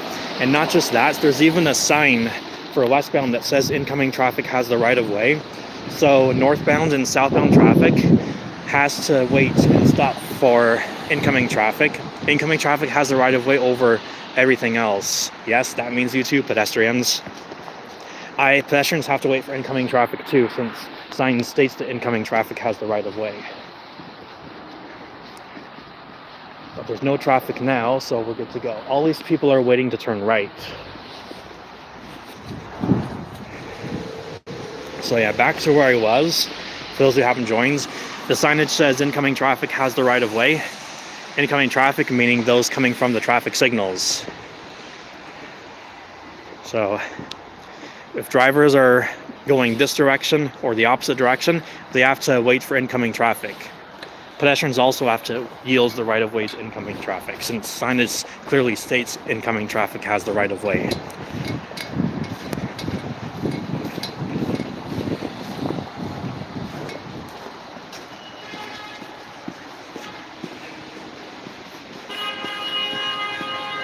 And there's I don't know what happens there. Looks like someone was distracted.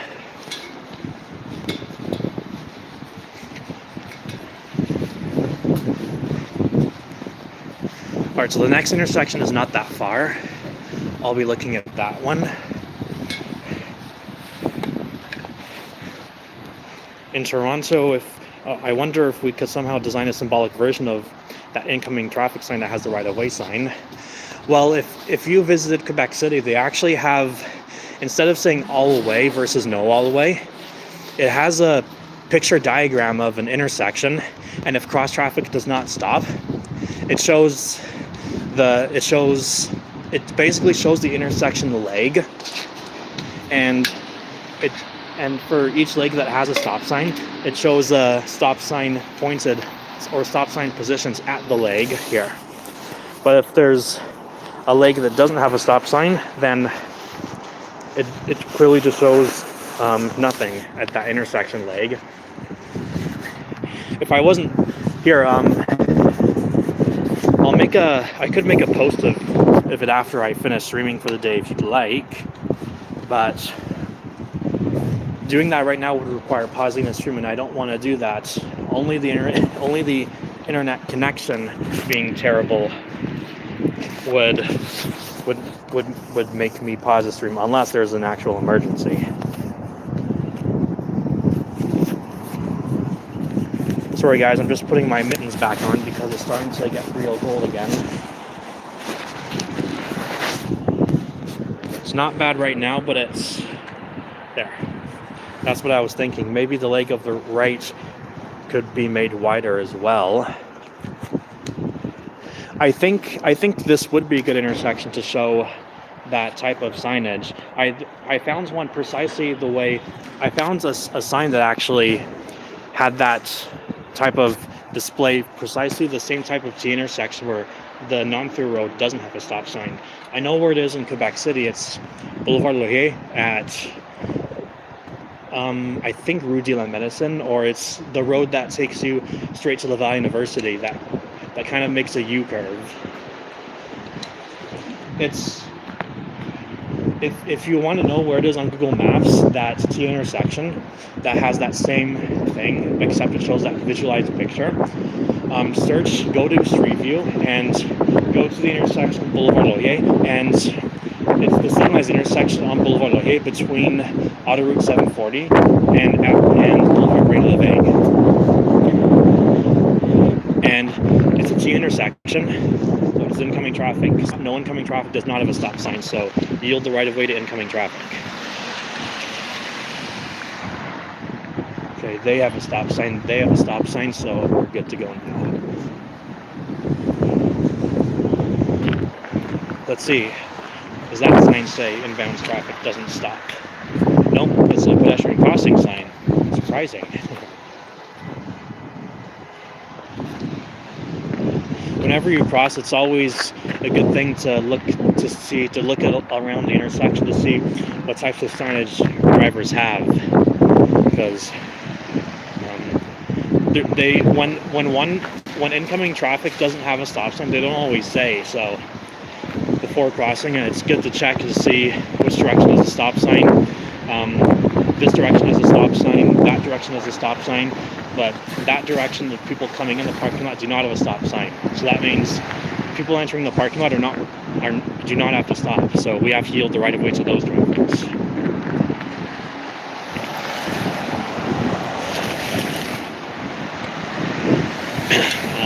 So this is the next intersection. This is more a basic intersection. I would say this is westbound now because the road's curving left. Westbound has a protected permissive left turn green arrow. And northbound and southbound have a leading pedestrian interval. And it looks like they upgraded the signals here to Leotech, or the lighting, based on how the pedestrian numbers look like. Unusual to see Econolite pedestrian signals though. I actually remember seeing a 3-way stop at a 4-way intersection, which is really weird. I think it's slaying in the rule.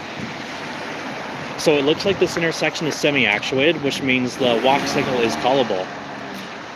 This is, honestly, I like that because the leading pedestrian interval is also callable. And there's no point in holding traffic for an LPI if there's no pedestrians crossing. I would like to see the westbound protected permissive left turn come on, because I don't usually see it come on. And it came on this time, good. I guess 2 cars does it. So westbound has a protected permissive left turn. No leading pedestrian intervals for eastbound or westbound, the main road. Yeah, that definitely looks like EOI looking at that 1288. I'll get a closer look at the pedestrian signal for you though. I'm going to cross here. There's no marked crosswalk, but it says walk, so I'm going to cross after checking for traffic. It looks like it's clear. Okay, that way, good. So yeah, this is how the new Leotech pedestrian countdown numbers look like. It kind of has more of a curve on the corners, the way the pixels are positioned. And it looks like the green light is actually extendable after the countdown terminates. That I did not know about this intersection.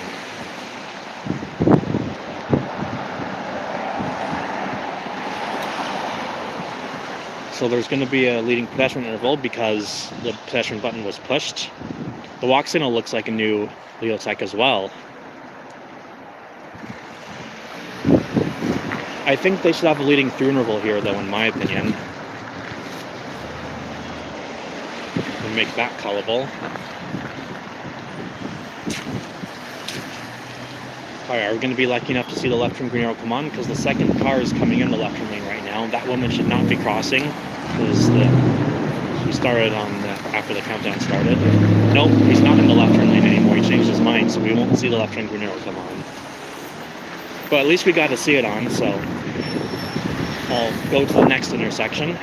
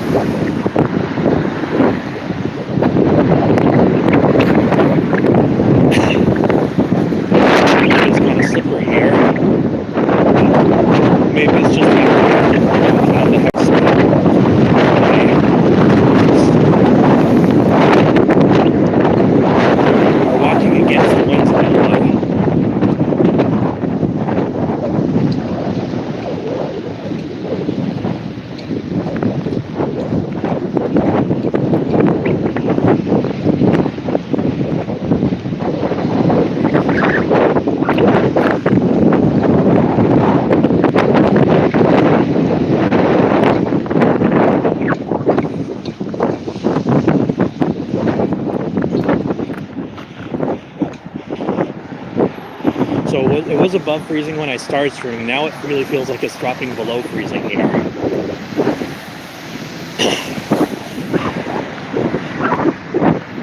Even then, it's not bad right now, but starting Monday morning, it's going to get really cold. And by that I mean 5 degrees Fahrenheit, 7 degrees Fahrenheit. 5 degrees Fahrenheit is minus 15 in Celsius. And then the high is going to be, might be one day where it's 20 Fahrenheit. 20 Fahrenheit, by the way, is like minus 7 Celsius. So that's going to be the high or something like that for this week, I think.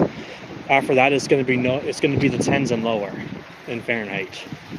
So we have a leading pedestrian interval right here. And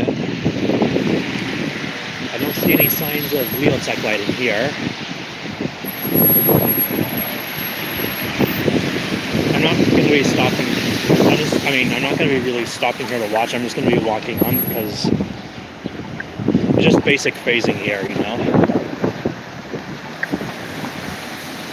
No OPI for the main road, at least.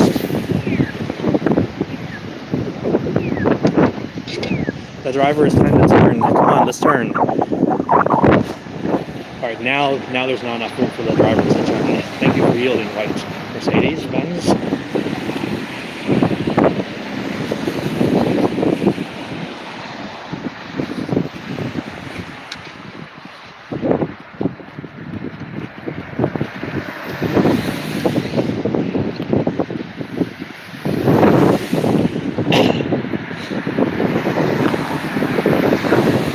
So there isn't really that many intersections left I'm going to be seeing.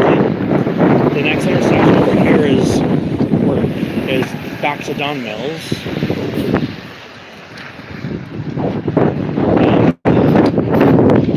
Whenever the chat message appears, it only shows for like a couple seconds. Let me just tap the chat button again. Everything here has Leotech. All the sorted LEDs here.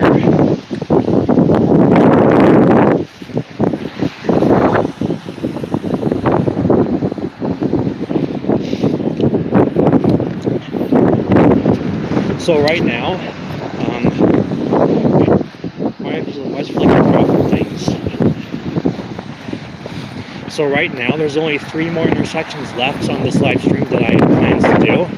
This one coming up right here, and then the remainder is all closely spaced. So we're nearing the home stretch of the block here. But if you guys would like, I could see if YouTube will let me live stream under the subway if connection lets me.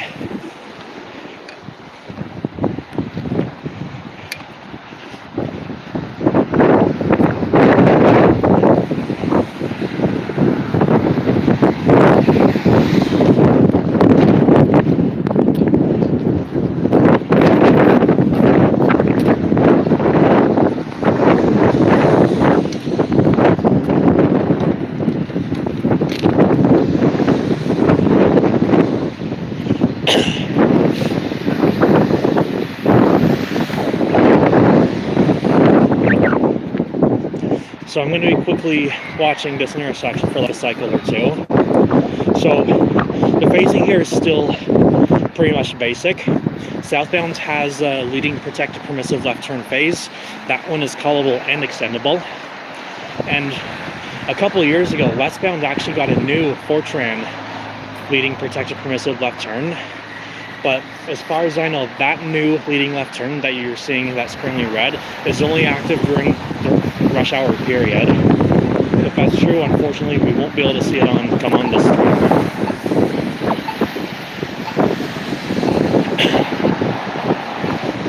I mean, the left turn lane is nearing its capacity, but we're not going to really see it on. Oh, that looks like Leotech as well, but a different type of numbers. I think they use Leotech here.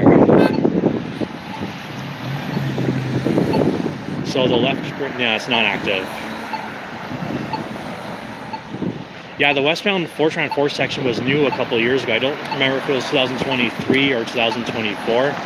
But the only thing I'm disappointed is that it's not active outside of rush hour, even if the left turn lane is full. I think it should be active anytime when the left turn lane is busy. Or maybe, let's see how many gaps they can find. Yeah, not many.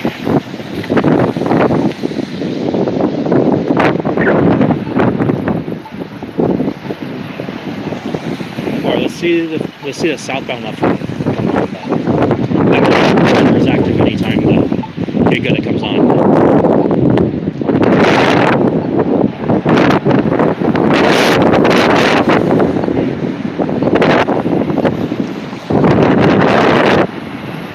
Still extending too. Good to know. I'd love to see how the there's more people coming into the left turn lane too. More.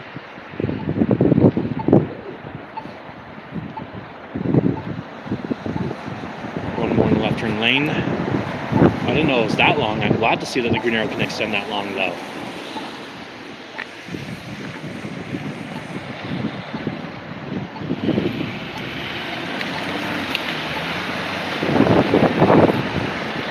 Well, that's pretty much it for this intersection for the phasing. I didn't know that the green arrow can be that long for southbound, but I'm glad. I don't remember seeing it that long though. I wonder if it might have something to do with if the westbound green arrow was not active, then maybe the southbound green arrow is longer. What does the chat say? Oh yeah, I was there when they installed the westbound Fortran. At this intersection, they put Wavetronics at every corner for Scats. So that's how they put Scats, is Wavetronics. I never knew that. I thought the Wavetronics was also a way to count the vehicle volumes.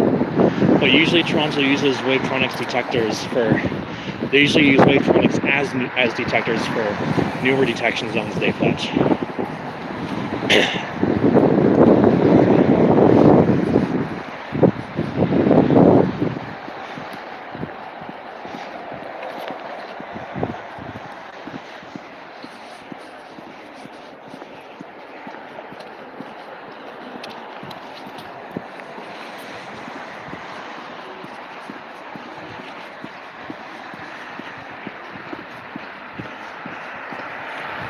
So the last two intersections are closely spaced. They're coming up right now.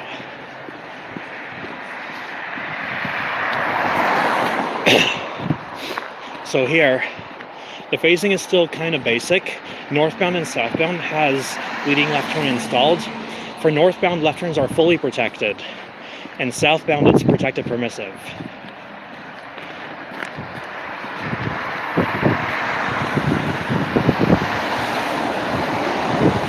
I would like to see southbound get the green arrow though for the stream, or see the green arrow display for southbound before I finish that.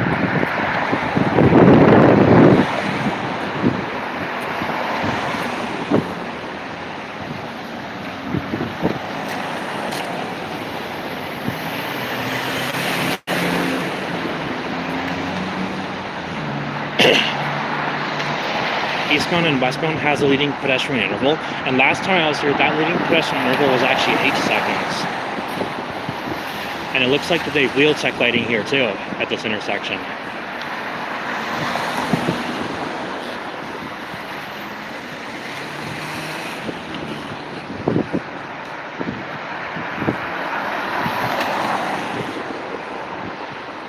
Well, I want to see people enter the southbound left turn lane. So we're going to start the cycle off with 3 cars in the left turn lane. So assuming the southbound green arrow was active, we should be able to see it come on in both directions since there's a northbound left turn call. Oh, and I think they actually shortens the LPI back to 5 seconds or so. I wasn't really keeping track. I'll watch next time. Yeah, they definitely have wheel check here.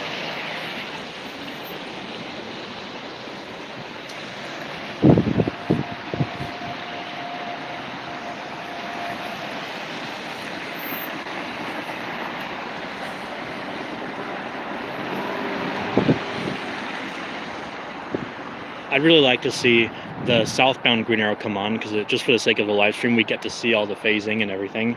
There's 3 cars in the left turn lane. That should be enough to trigger the southbound green arrow. I hope it's active. I'm sure it is. Okay, good. We get to see the green arrow on in both directions.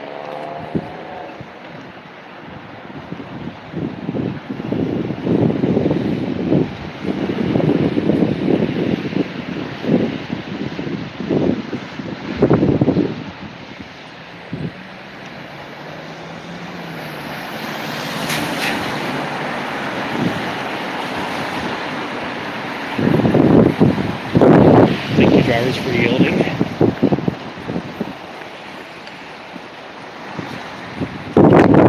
No need for an LPI with how good yielding behavior has been here so far.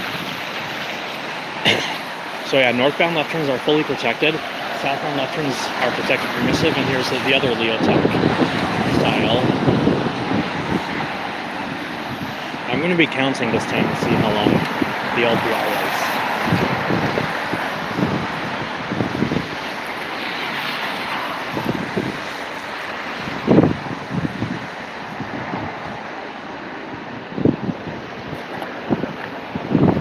Let's count.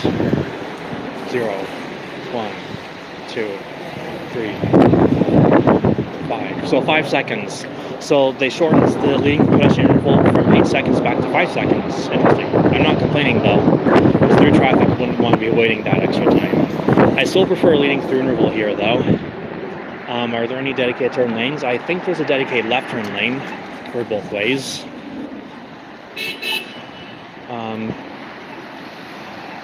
Actually, no, I'm seeing a dedicated right turn lane for... From what I see, westbound actually has a dedicated right turn lane, and the left lane's a shared through and left.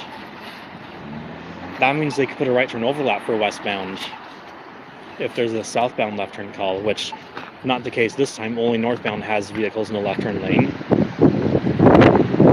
Oh yeah, even the unimodal green arrows are Leotech. It's not something you see as often.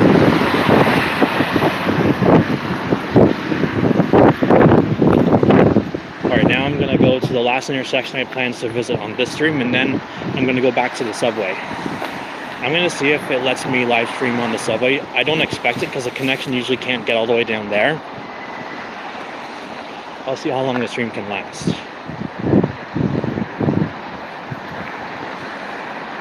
Please don't ride on the sidewalk.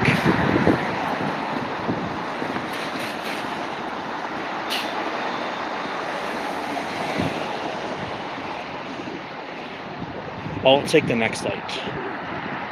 So for those wondering, back when I was at the Parkway Forest intersection in Shepherd's, and when I was mentioning buses never turn right, this is the intersection buses go to instead to go westbound. This is the other exit they come from. They come from this exit, and they make a left here, and then they turn right westbound on Shepherd. Now this intersection is actually semi-actuated vehicle because there's no pedestrian crossing to cross Don Mills here. Luckily for TTC buses, this means no possibility of a leading pedestrian interval for TTC buses. There's no call from the left turn lane, but southbound has a protected permissive left turn though that leads. And there's no turns, no left turn for southbound, no right turn for northbound except for TTC buses.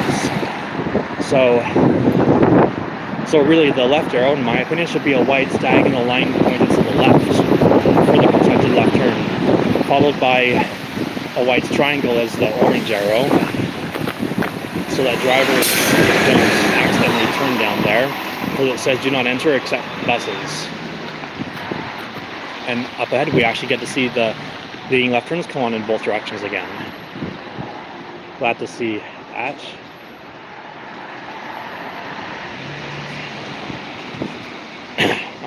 So I haven't been keeping in track of the chat as much. So at this intersection, if the wait's on Scats, should westbound have a right turn overlap going to GSB? There's a right turn lane.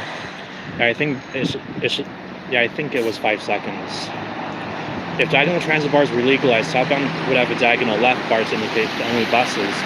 Yeah, that's what I really want them to do here, because this is a bus-only road. This is the other way buses come out of, other than Parkway Forest.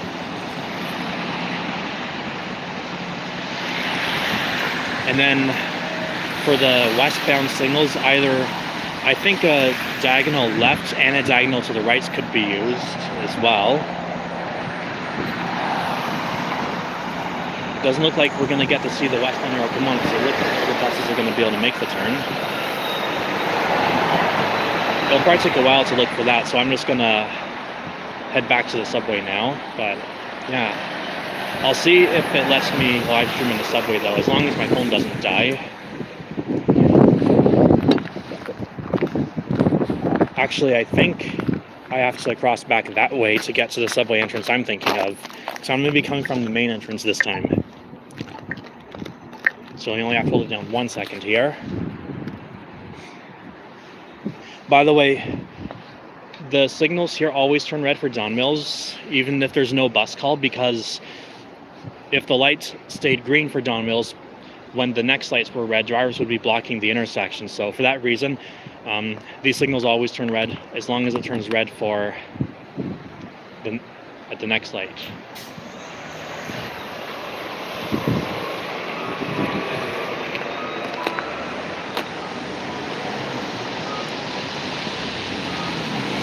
And the left-hand signal's on both ways again.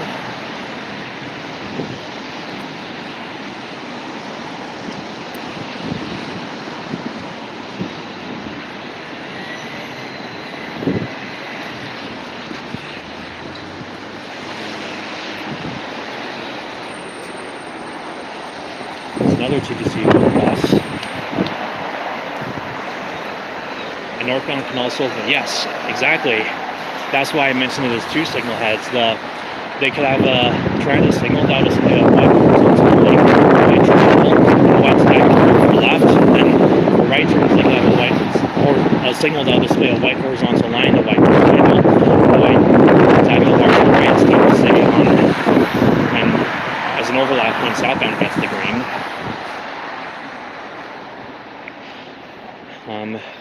I think programmable visibility signals should be used here. Without programmable visibility signals, the City of Toronto's current policies require all of these signals to change simultaneously. Like when these signals are yellow, those signals have to be yellow. When those signals are red, those signals have to be red, and the same for green. But to be honest, the reason why I'm happy with it turning with these lights being red, as long as these lights are red, is because if these lights stayed green, drivers waiting here would be blocking the bus exit or the driveway. So for that reason, I'm fine with the way it is, but in theory, it would be ideal to have programmable visibility in most cases though. So I don't disagree with your suggestion though. I just cannot say which is best without knowing where exactly. There should be a subway entrance near the old Sears second food court. When I exited the subway to start my live stream, I was on the south side at Don Mills and Shepherd, which is the next signal south after the bus driveway, if you're wondering, because we technically just made a loop around. But I'm going to be taking the main subway entrance this time, which is also the bus tunnel driveway. And there you'll see a lot of TTC buses, including York Region Transit buses too.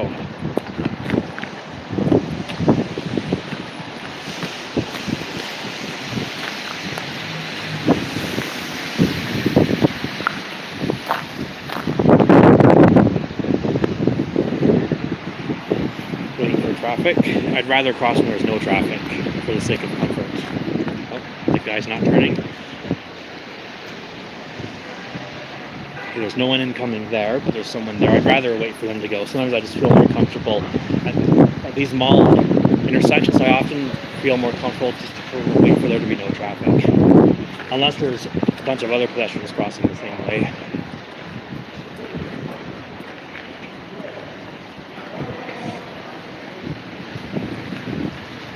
Alright. So it's just over there. I'm going to put my phone down momentarily just for a few moments to put my winter gear back in my bag. I travel heavy because you always got to be ready. At this time it feels like it was kind of pointless to bring my umbrella, but for the first half hour of the stream it was really snowy heavily, so it was worth it in the end. So there's the subway map. We are at Don Mills.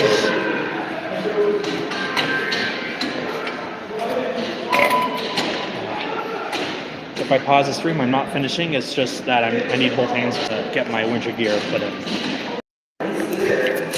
Right. Right. I'm back, everyone.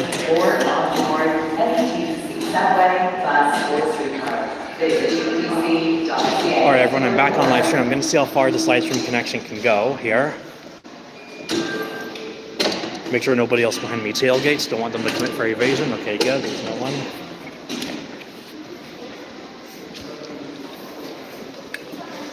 So now we're going to be taking the Shepherd subway.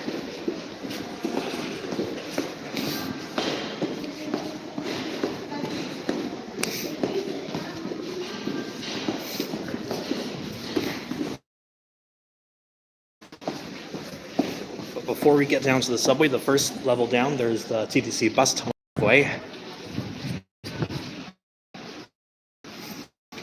I'll show you some of it if you'd like.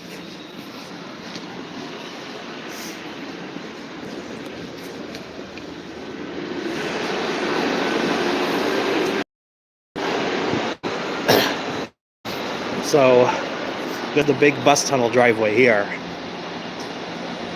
You'll see a lot of TTC Nova buses or other buses. This is the exits that buses take.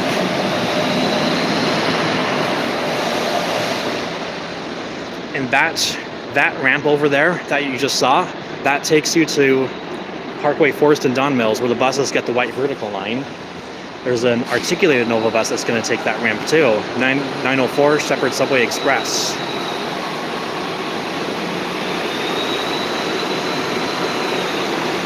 I love that ramp. There's the Route 25A Don Mills. Actually, it stops right here, coincidentally. That's not where I want to go though. There's 925 Don Mills Express. Any buses that are not in service, hold right there. Speaking of the 925 Don Mills Express, there's one coming.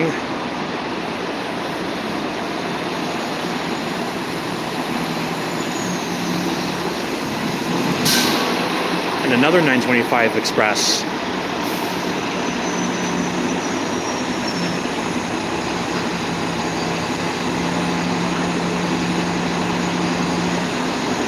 This is a really busy bus driveway, and it's not even rush hour, it's a weekend today, it's Saturday. Imagine how many buses you'd see during rush hour. And further that direction, you'll see some more bus platforms for different routes.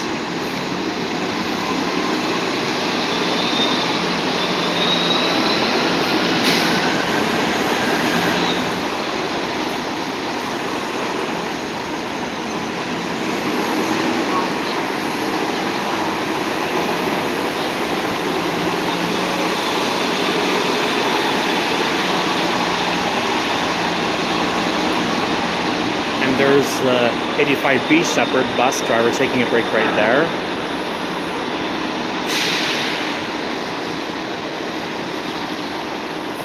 There's a 904 Shepherd Scarborough Express, 185 Shepherd Central, and there's a York Region Transit bus from behind.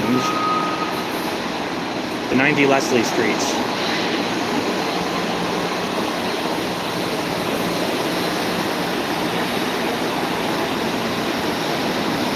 It's a New Flyer bus, York Region.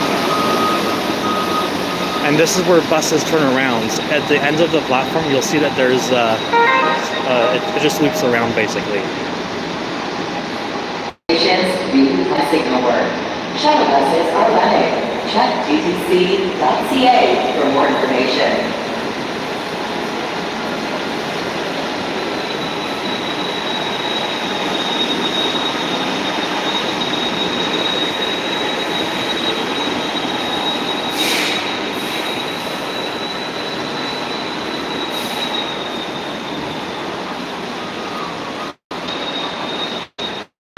So this bus driveway is all underground, by the way. This is a bus tunnel-like driveway. There's a bunch of buses that just took a break. There's two buses on the left curb. That buffer zone is for TTC bus drivers taking a break. And for buses that enter the station, this is the on-ramp that goes down. Say something discreetly with the Safe TTC app. Download today. There's safety support for every customer. Learn more at ttc.ca/safety. So this is the ramp that TTC buses use to enter the bus tunnel driveway, as well as the signals with a dedicated bus stop.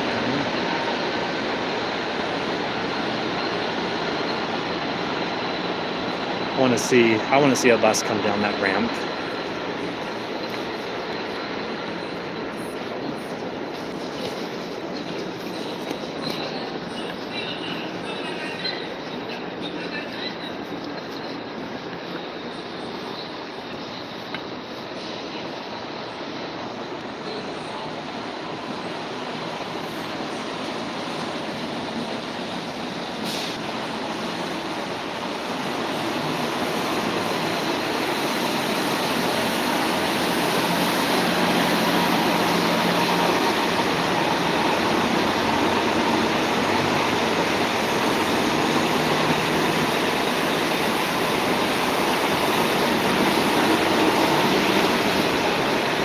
I don't think we're really going to be able to see a bus come down that ramp though, because it's not as busy.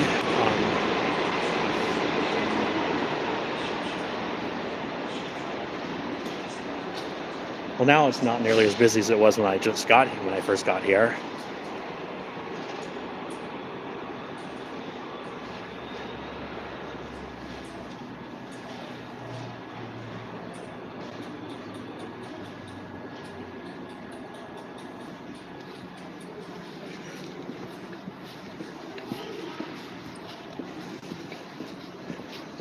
Oh, this is a drop-off zone only. I've never seen that before.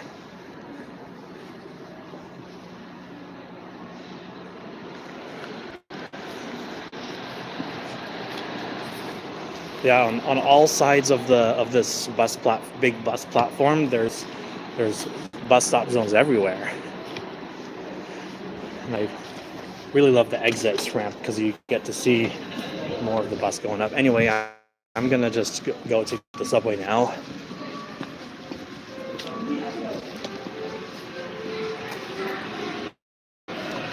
I'll take the stairs actually, because people never walk. They always stand still on the left side of the escalator. I'll race.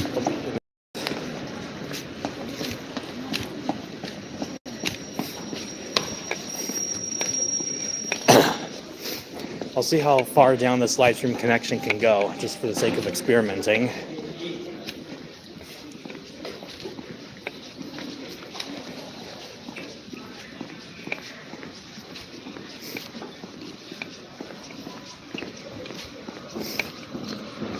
There is a subway train currently here actually, but they're going to be here for some time because they're switching drivers.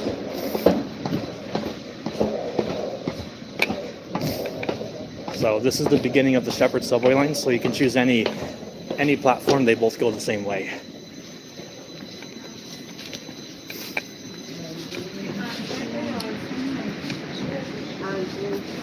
So I'll be sitting here.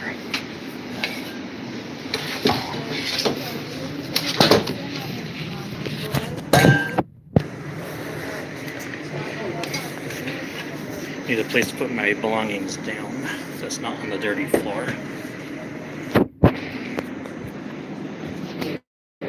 So this is how long the Shepherd subway line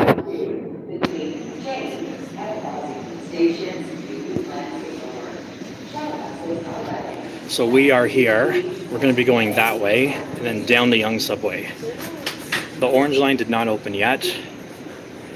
Line 1 is the Yonge University Spadina subway line, the yellow line. Line 2 is the Bloor Danforth subway line, the green line. Line 3 shut down, so it's not there anymore. Line 4 is where we are, the Shepherd subway. Line 5 did not open yet, the orange line. And line 6, the Finch West LRT, is now open.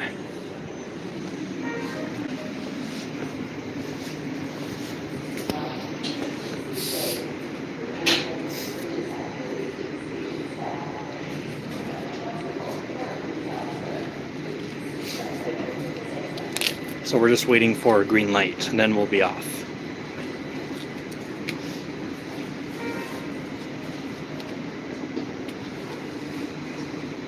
Can someone say in the chat if their connection is good or if it's weak? Because I don't know if connections are always strong on the subway underground.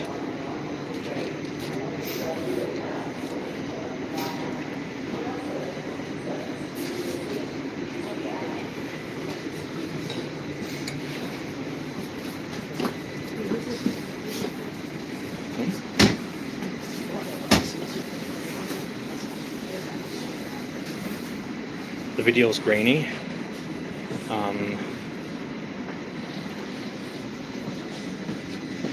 Grainy means like not good quality or pixelated, right? So let's see, is the light green? No, the light is still red.